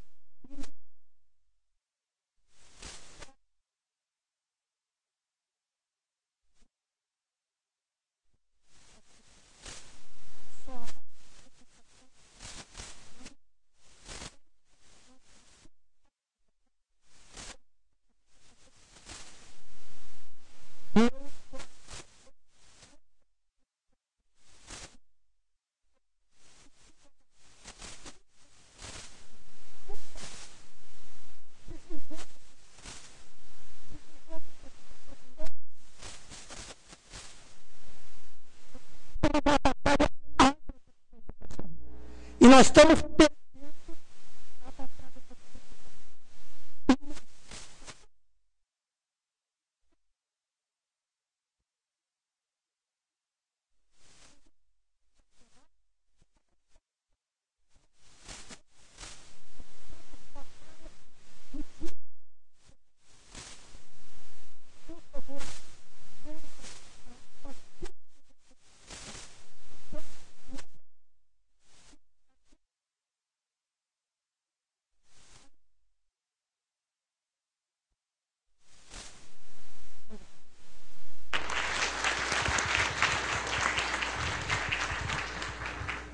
Bom dia.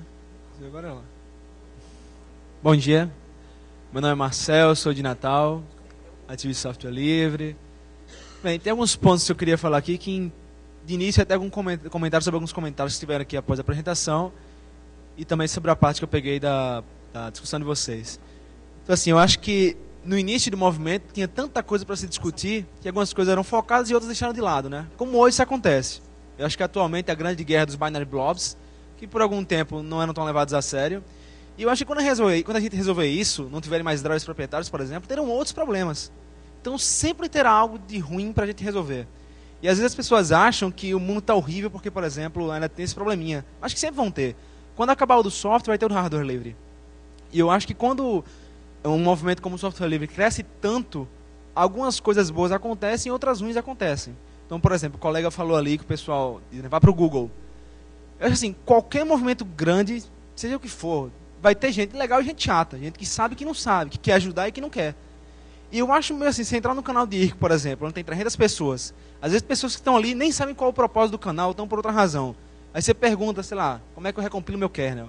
Aí o cara vai pro Google. A comunidade de software livre é uma merda, né? Pô, os caras são muito imprestáveis. Então o cara fala, read the fuck manual, né? Pô, mas só tem otário, ninguém quer me ajudar. Então assim, eu acho que se você procurar o local certo, certeza vai ter gente para lhe ajudar. Eu não tenho dúvidas. Agora, realmente, o caminho pode ser árduo. No meio do caminho você pode encontrar muita gente que só quer avacalhar com a coisa.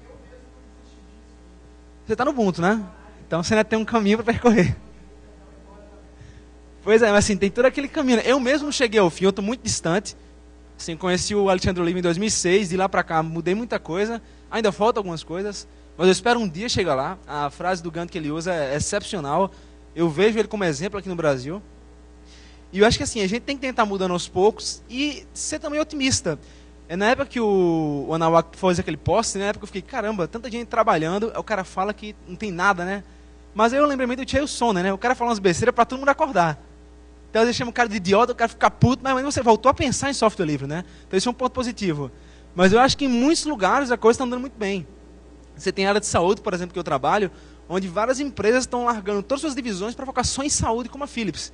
E os caras estão assim, desenvolvendo hardware e software para fechar de um modo que no Brasil é super prejudicial. Você compra às vezes aparelhos de fabricantes diferentes, você simplesmente não pode usar, porque a Philips não conversa com a da Siemens. E a gente conseguiu, com o software livre, com padrões abertos, começar a fazer eles se comunicarem e está passando isso para o resto do Brasil. Então, assim, isso é uma coisa que eu acho que em nenhum lugar do mundo está acontecendo do jeito que está acontecendo aqui. Com o apoio do governo, etc. Vários hospitais utilizando o DICOM, que é um padrão aberto, utilizando o DCM, que é um software livre, para gerenciamento de imagens médicas. Então, eu acho que em várias áreas a coisa está mudando bastante. E eu sou otimista quanto a isso. Eu acho que sempre antes do arco-íris tem a chuva, né? E a gente tem que ter fé nisso, por mais que esteja parecendo que está ruim, tem que acreditar e fazer o esforço. Porque se a gente achar que não vai ter jeito, quem está se espelhando na gente, como eu me espelho no Oliva, vai dizer, porra, o cara está meio sem crença, então tá errado mesmo. Se o cara que entende que esse negócio está ruim, quem sou eu para dizer que não está, né? E aí eu vou abandonar. E algumas coisas diz que, alguns outros pontos negativos que o movimento cresceu bastante, né? É que hoje a gente chega para mim e fala, pô, software proprietário é muito ruim, né? Tem dono. Pô, o cara não entendeu, né? Mas isso é muito melhor do que antigamente, o cara nunca tinha nem ouvido falar disso, né? Eu estava falando com um cara, estava numa reunião com o pessoal da Holanda, semana passada, e eu estava falando que não usava, isso em inglês, né? Eu falando que não usava o Dropbox porque ele não era free software. E o cara, antes eu perguntei, você sabe o que é free software? Ele falou, sei sim. Não uso Dropbox porque ele não é free software. Não, mas o Dropbox é free. Aí pô, o cara não sabia o que era free software, né? Então, hoje a coisa está muito melhor. As pessoas têm ao menos uma noção do que é. Ainda tem um longo caminho. Então, assim, é ruim o cara falar que o software proprietário é um software que tem dono? É, mas ao menos ele já ouviu falar disso, né? Alguém já apontou que aquilo é ruim. Então, eu acho que assim, a gente tem muita coisa para ajeitar. Depois os binary blobs vai vir outros problemas. E a gente vai ter sempre estar lá apontando alguma coisa para melhorar. E eu acho, resumindo assim, você foi um pouco prolixo, mas eu acho que as coisas estão melhorando. É isso aí.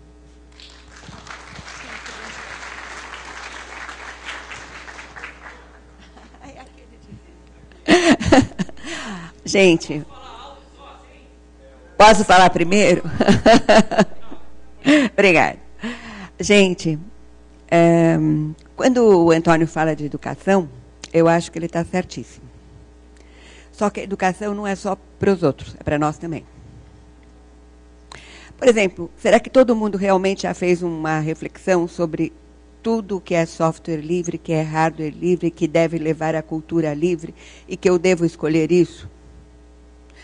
Eu fui construindo esse pensamento na minha cabeça porque eu só usava software proprietário, estava sozinha, num lugar com muito pouca informação, em que as pessoas passam muito pouca informação, e tive que fazer um laboratório, tive que começar a usar software livre, tive que começar a usar e adorei, achei uma maravilha e fui mudando tudo o que eu fazia. Tudo que eu podia mudar, eu mudei. Sou usuária de um monte de extensões do Firefox, escrevi muito sobre isso e tudo. E volta e meia chega alguém e fala, mas aquele cara ali também não pode, aquele não sei quem também não pode. Porque, de fato, eu não conheço ninguém que lê licenças. Então, eu acho assim...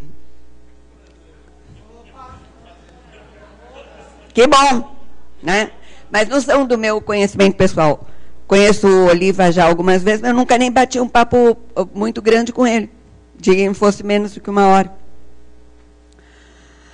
O que eu quero dizer é que a cultura proprietária, ela está tão dentro da nossa cultura que todo o tempo a gente precisa fazer uma reflexão a respeito do que a gente está fazendo. Todo o tempo. Eu sou usuário do Facebook, eu sou usuário de Google.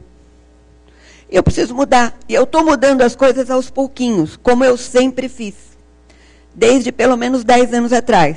Eu fui mudando todos os softwares, fui mudando, né? Mudei para Linux, preciso sair do Ubuntu, preciso ir para o LibreOffice, preciso ir para não sei o quê, preciso ir para não sei o que lá.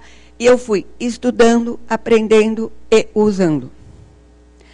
De verdade, quantas pessoas comuns vocês acham que vão estudando, aprendendo e usando?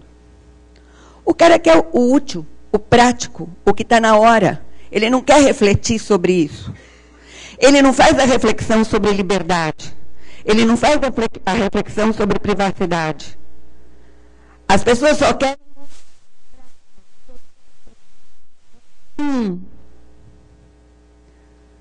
Quantas pessoas vocês conhecem que realmente estudam? E nós somos aqui dentro dessa sala uma plateia muito diferenciada. Mas vocês viram o que esse menino falou aqui? É assim que os nossos meninos estão. É assim que eu via os meus estudantes de primeiro ano. Você viu que ele reclamou que nós não ensinamos? Ele reclamou de mim. E eu tenho...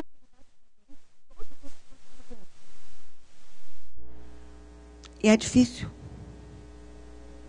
A nossa cultura está tão entremeada de coisas proprietárias. A questão política e questão econômica, do sistema econômico, está tão entremeado na gente, que, de verdade, tira o Facebook, tira o Gmail, tira da vida de todo mundo. Quantas pessoas vão continuar fazendo o que faziam ontem exatamente do mesmo jeito? Então, eu acho que nós precisamos de uma ação educativa, sim, a começar de nós. O que eu uso e que eu posso mudar? Tanto hardware quanto software.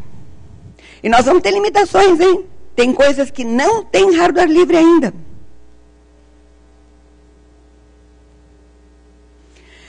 Isso implica em eu pensar no meu papel de cidadã. Dá para ser cidadão sem usar, sem ser um membro da cultura livre? Acho que nós temos que pensar sobre isso.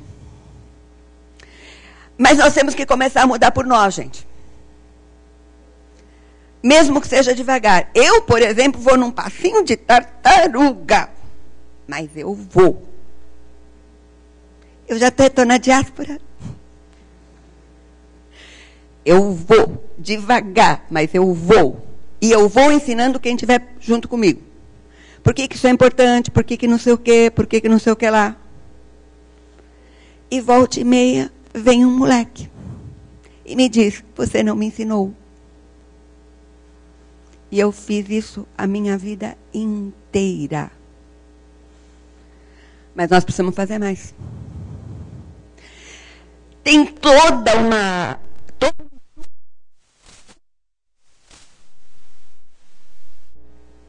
Nós precisamos fazer mais.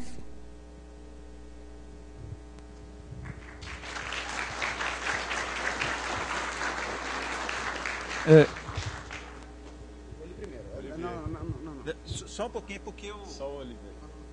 É só porque ele tinha levantado a mão desde o início. Eu também, mas... Não, ele foi o primeiro. Oi. Eu queria interromper vocês, eu já queria discordar da Nawak, queria xingar todo mundo e tal, desde o início, assim, né, mas divertido. Eu me sinto mais ou menos entre amigos, porque eu conheço 3/5 da mesa, assim, pessoalmente, né, então, e agora conheço vocês também. Oi, eu sou o Fábio Oliveira, eu trabalho com software livre há uns 20 anos, mais ou menos, né, frequento o FISLI desde o primeiro FISLI, na verdade, quando eu participei do workshop de software livre, que era o lado acadêmico do FISLI, né. E eu sou aqui, eu sou um dos fundadores do Tia Linux, aqui no Rio Grande do Sul, e agora, onde eu moro, em Chapecó, no oeste de Santa Catarina, eu fundei lá o OESC Livre, né, que agora não tem Linux mais o nome, eu já aprendi esse, né, depois de muitos anos, mas foi uma situação específica lá. O Oliva pode me xingar bastante por ter Linux no nome e tal, mas foi uma situação bastante específica para usar o nome Tia Linux, então tudo bem. Mas o que eu queria dizer é que eu acho que o conceito que a gente precisa entender hoje em dia, e sempre que eu apresento alguma... Eu sou um cara que fala pra caramba, eu estou, né, aqui berrando e tudo mais, né, então eu estou sempre falando sobre software livre, né, aonde eu vou, nas universidades onde eu vou, lugares, eu sou um cara, tipo do cara chato também, né, sobre essa questão ideológica do software livre. Eu costumo sempre, nas palestras que eu apresento, eu costumo dizer que o conjunto de projetos de software livre que existem no mundo e os próximos que vão surgir são o patrimônio tecnológico da humanidade. Assim como a gente tem o patrimônio histórico da humanidade, como a gente tem o patrimônio cultural da humanidade, que precisa ser protegido, precisa ser mantido, a gente tem também o patrimônio tecnológico da humanidade, que é o quê? São os projetos de software livre que vão permanecer, porque os projetos de software fechado vão morrer junto com as empresas que os criaram, né? A gente não pode, por exemplo, pegar o Windows 95 hoje em dia e estudar como é que aquela porcaria era feita para não cometer os mesmos erros, né? Por quê? Porque aquele código morreu junto com a empresa que o criou. A gente pode ir lá num OpenBSD da vida, aprender com os erros dos últimos 20 anos de desenvolvimento dele, ou 30 anos. A gente pode pegar o kernel Linux e estudar a sua evolução nos últimos 20 anos E isso está preservado para sempre, e é necessário que a gente perceba que a gente tem o direito de usufruir deste patrimônio tecnológico que está preservado nos Gits do mundo por aí, né? Mas a gente tem também o dever, principalmente nós que somos profissionais da área de computação, nós temos o dever de manter e evoluir este patrimônio tecnológico. É assim que eu defendo sempre nas palestras que eu apresento, e eu acho que fica uma maneira fácil, né, de compreender o nosso papel frente a isso que existe de software livre aí. Mas agora eu queria, na verdade, primeiro ver se vocês podem, principalmente os três que eu conheço, o Ricardo e o Frederico, eu ainda não conheço pessoalmente, mas o Sérgio, o Oliva e o Anahuac, se vocês podem me chamar de hipócrita, né? Quando nós fundamos o Tchê Linux aqui em Porto Alegre e no Rio Grande do Sul, nós participávamos do FISLI já há bastante tempo. Quem conhece o Léo Vaz sabe que o Léo é um cara, né, que se estressa com tudo, chuta bunda e tal, né, aquela coisa divertida, mas ele é um cara extremamente produtivo nessa confusão, né, e nesse caos criativo dele, né? E a gente já vinha há muitos anos no FISLI e a gente pensou, poxa, o FISLI é um evento que acontece em Porto Alegre e todo mundo tem que vir até Porto Alegre para participar do FISLI. A gente tinha que ter um grupo que levasse o software livre para as pessoas e não pedir que as pessoas viessem até a compreensão do software livre. Então a gente criou a ideia do grupo, né, do Tchê Linux, e ao longo dos 6, 7 anos, ou 7, 8 anos de vida, a gente já organizou, tem novas gerações, eu já nem faço, eu não moro mais aqui, não faço mais nem parte do grupo, estou tentando me livrar até, né, ainda estou, né, agora pretendo me livrar do site, que é a última coisa que falta, lá do domínio e tal, né, porque antes eu ajudava a moderar tudo e tudo mais, e não faz mais sentido para mim, que eu não estou mais morando aqui. Né, mas a gente tem nova geração aí do Tchê Linux, continuando o mesmo trabalho, organizando eventos descentralizados em várias cidades, levando a ideia do software livre para um monte de lugares que provavelmente não teria chegado se nós tivéssemos apenas um evento na capital. Mas, quando nós criamos a ideia do Tchê Linux lá em 2006, o Léo, no caso, ele tinha bastante contato com algumas pessoas do Google, né, e o recurso inicial que a gente usou para a organização do primeiro e grande evento do Tchê Linux, em 2006, lá no IPA, no colégio lá, a gente organizou um evento para 500 pessoas, e realmente em torno de 500 pessoas vieram, e a gente recebeu uma doação de $5.000 do Google, de uma pessoa, um vice-presidente de alguma coisa lá, que era conhecido do Léo, né, para a gente organizar um evento de software livre e meio que dar o pontapé inicial, né, no grupo de software livre aqui, descentralizado, Tchê Linux e tudo mais. Me permitam, podem me xingar à vontade, reclamar. Eu peço desculpas agora, então, em frente a todos. Peço desculpas pelo nome Tchê Linux, né? Era o que nós tínhamos na época, né? Mas, assim, para nós, a gente nunca faz apologia ao Google, a gente jamais, né? Provavelmente a ideia de que o Google ajudou o pontapé inicial do grupo se perdeu na história, ninguém sabe disso hoje, mas existiu. Né? E agora tem um fato, assim, ó, a gente tem o kit, o McDonald's lá, o kitzinho, o grupo de usuários de software livre, que é o canal na Freenode, a lista de e-mail e o domínio.org, né?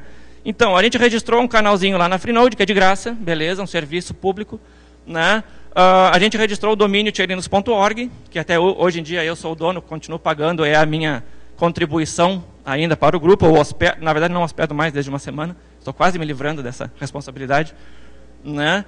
Mas a nossa lista de discussão está hospedada no Google Groups, entende? A gente usa o Google Groups como uma ferramenta. Tudo que se conversa lá é público. Tudo que se conversa lá estaria disponível para o Google indexar, minerar, matar criancinha, fazer o que ele quiser com a informação que está lá, entendeu? Então, na minha visão, né, eu meio que liguei o foda-se, sabe? Tipo assim, foda-se, é uma ferramenta. Vamos usá-la como uma ferramenta. E a gente vem usando com sucesso essa ferramenta nos últimos 7, 8 anos. Então, os três que são meus amigos e poderiam me falar na cara, vocês podem me chamar de hipócrita por causa disso? Por usar o Google Groups para disseminar o conhecimento e a ideologia e a técnica do software livre em locais aonde não teria chegado se não fosse pelo nosso grupo ter ido lá? Eu espero que não, mas se quiserem chamar, fiquem à vontade, né?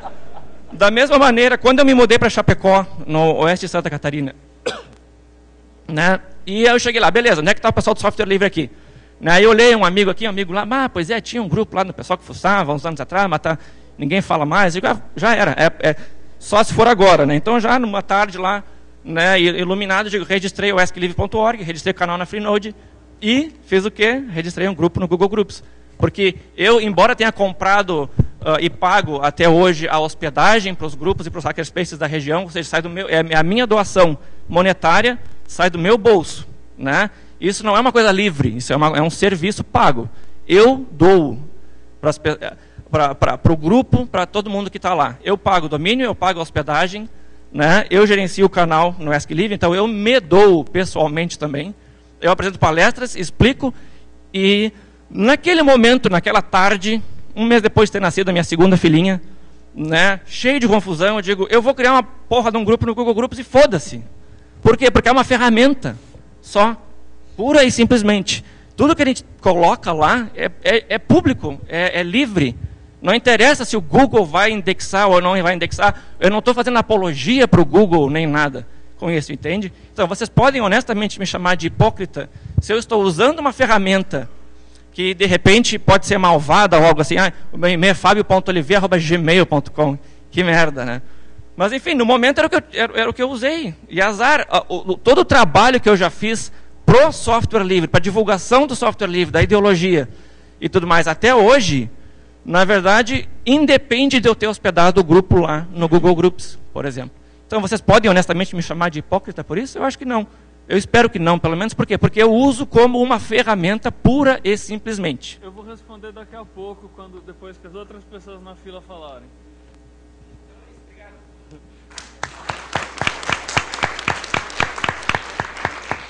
Então, pessoal, eu vou evitar fazer palestra aqui, tá? Vou fazer de fato um ponto. Assim, eu não assisti a fala de vocês, vou falar mais do que a galera falou aqui, que foi bem interessante também. Ele falou uma questão do Read the Fuck Manual. Isso era um problema, mas também em algumas comunidades acaba que faz muito oposto, assim, passa muita mão na cabeça das pessoas. Então isso é um problema também. Então, tem que encontrar um limiar aí entre não dar tudo na mão, mas também não mandar ele ler a porra do manual. Tipo, a gente tem que achar um caminho que a gente não conseguiu achar ainda em muitas comunidades. Né? Muitas pessoas assim acham que tem uma documentação legal, mas não tem. As pessoas não conseguem chegar. Né? Isso é um problema. E uma coisa que foi falada aqui, eu não lembro quem, falou de movimento social, porque os movimentos sociais não usam, assim, e eu vou falar uma experiência própria, assim, eu faço lá em Salvador, eu estou tentando me organizar com pessoas para prover infraestrutura e conhecimento sobre software livre para movimentos sociais, né? Não como coletivo, mas como pessoas mesmo se organizar para fazer isso. E eu fui para uma reunião do MSTB, não sei se vocês conhecem o MSTB. Não, então, mas é um exemplo interessante também, porque o MSTB é o Movimento Sem Teto da Bahia, né? E eu fui pra lá, tipo assim, pô, vou lá, vou ver se eles precisam de alguma coisa, vou lá, tipo, se eles estiverem usando o Facebook, vamos ver como é que pode mudar. Então, fui na perspectiva mesmo de estar ajudando. Eu cheguei lá, sentei, vamos ouvir primeiro os caras, né? Sentei na reunião, aí vamos ver quais são os problemas que vocês têm. Aí uma pessoa lá na reunião, ontem uma pessoa chegou, jogou gasolina na minha casa e tocou fogo. Outra pessoa, não, eu tô com um problema lá com o traficante, botou 1 quilo de maconha na minha porta e estão tentando me tirar de casa. Aí outra pessoa, eu tive um problema com uma pessoa que estava sentada e pegou uma garrafa, quebrou e me cortou. Aí eu falei, caralho, velho, tipo assim, o problema que as pessoas têm é muito, muito, muito mais básico do que o que a gente está falando. Então, tipo assim, é muito, meio, assim, para minha opinião, claro que vocês podem discordar, mas é surreal, assim, a gente está exigindo que alguns movimentos sociais, que estão hoje com visibilidade ainda pouca na internet, né, que usem isso, assim, é um abismo muito grande, né, a gente está nessa questão assim, mas, claro, opções tem, você pode ir paralelamente trabalhando com isso, fazendo oficinas e mostrando às pessoas que tem, como o caso do Google Groups mesmo, as pessoas militantes usam Google Groups, mas, pô, tem lá as listas do WhatsApp, né, tipo, é muito mais fácil, muito mais bonito, mais prático você usar a lista do WhatsApp, que é uma lista feita para isso, né, então, assim, claro, tem movimentos que podem fazer, mas a gente também tem que, assim, porque o que muito acontece nas palestras e discussões e tudo é um negócio muito radical, seja para bom, entre aspas, ou para ruim, assim, para os dois lados. A gente tem que encontrar um limiar, né? A gente não pode deixar de passar, a gente não precisa passar por cima dos nossos princípios, mas também a gente não pode empurrar uma coisa sem saber o contexto, sem saber como o grupo se organiza, quais são as demandas do grupo, entendeu? Então, a gente tem que ter cuidado com isso. Foi uma experiência própria. Assim. Obrigado.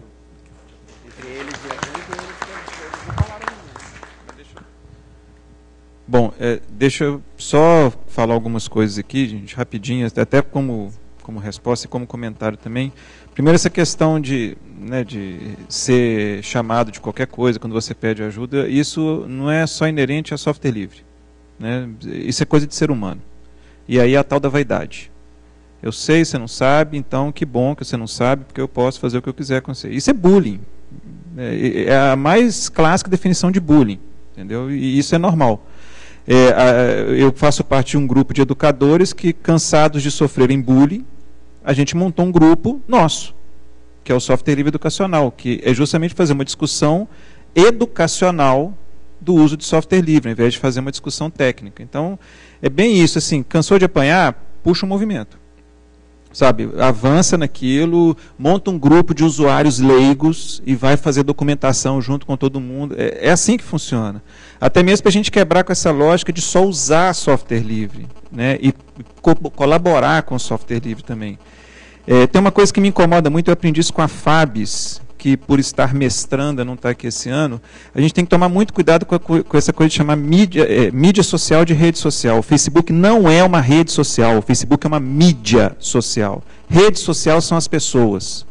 E isso é perverso, porque quando o Facebook fala que ele é a rede social, ele tira das pessoas esse caráter.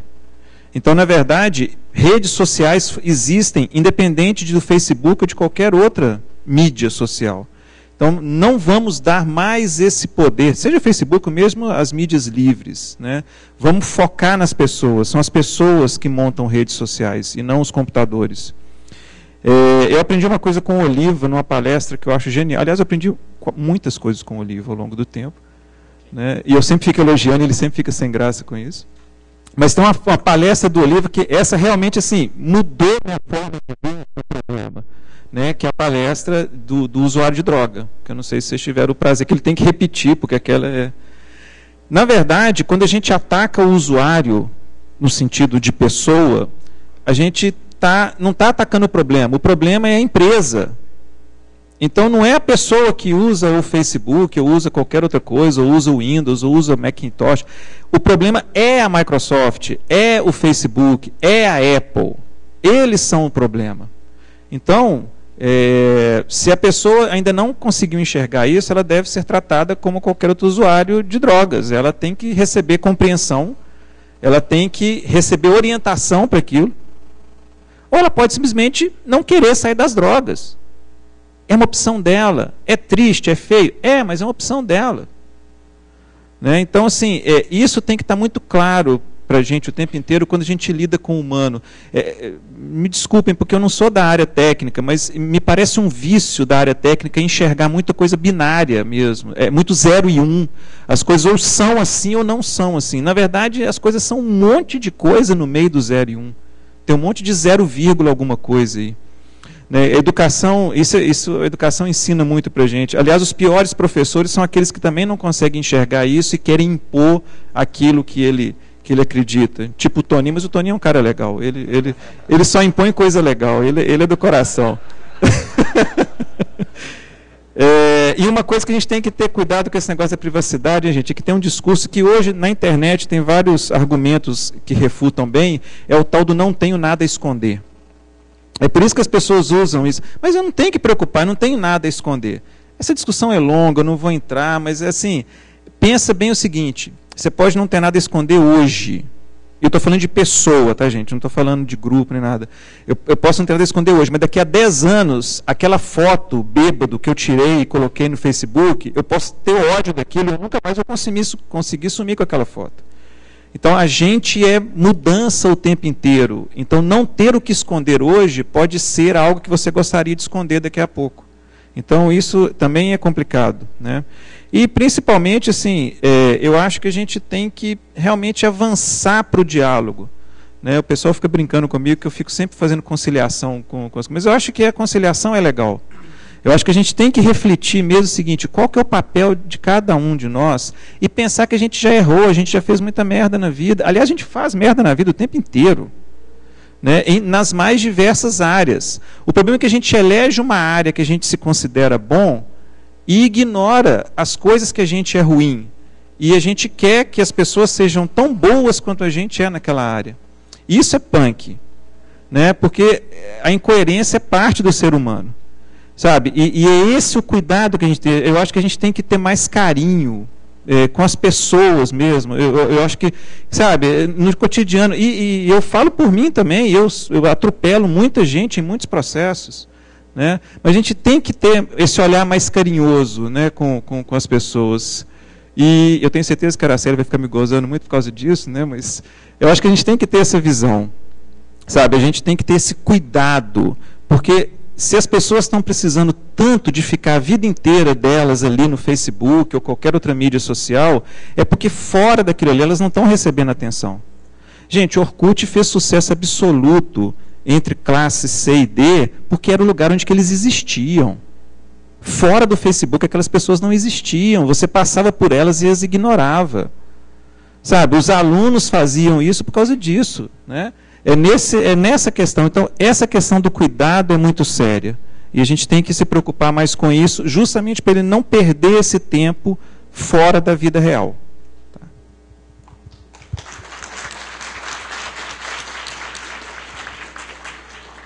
Super rápido. Eu queria primeiro fazer um meia-culpa e deixar claro que o idiota sou eu.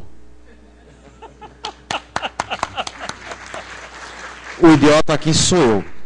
O que eu queria ter dito realmente, e aí eu termino respondendo a tua pergunta, é que vocês são complacentes.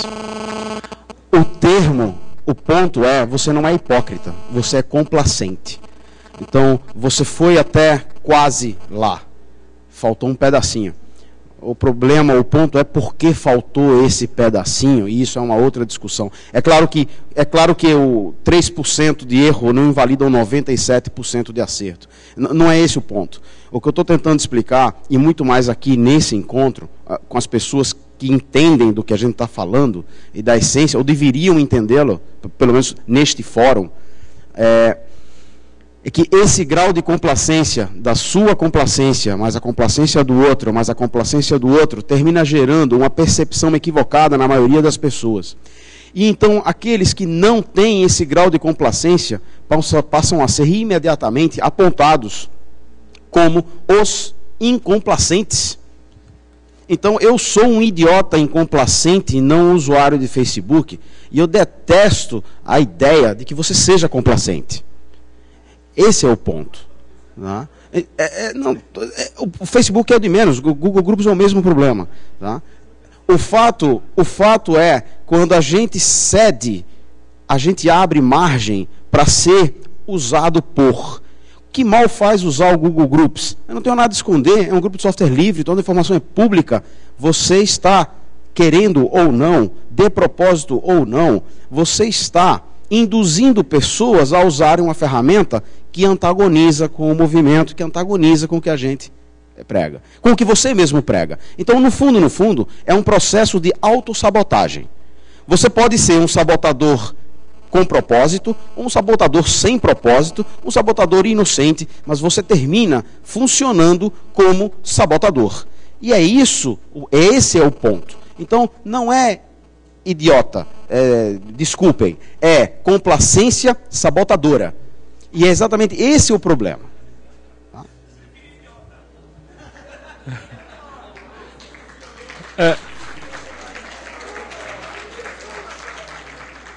Eu acho que, Olivier, parte do problema é justamente que a lógica que norteou a tua decisão, que faz todo sentido para mim, não está transparente para outras pessoas que veem você usando esse negócio e falam, eu vou usar também.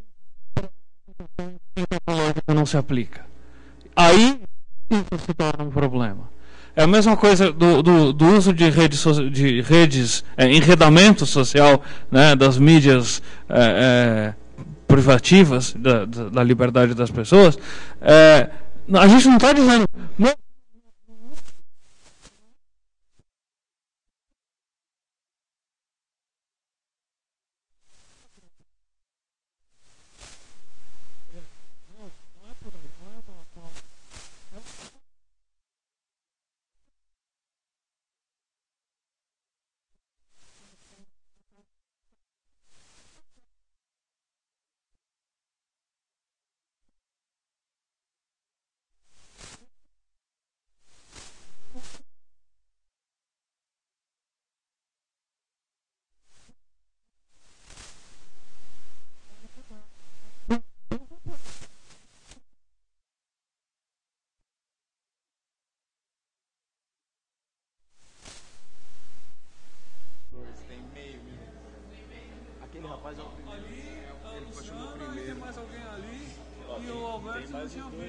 Ah, tem 50 pessoas. A gente vai abrir um outro.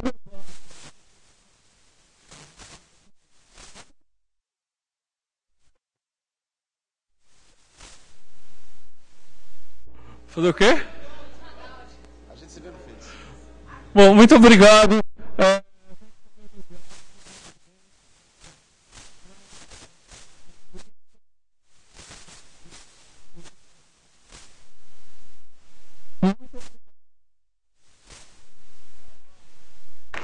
Capitalismo. Hackers do mundo, univos. Vamos programar, vamos hackear, vamos fazer o software livre virar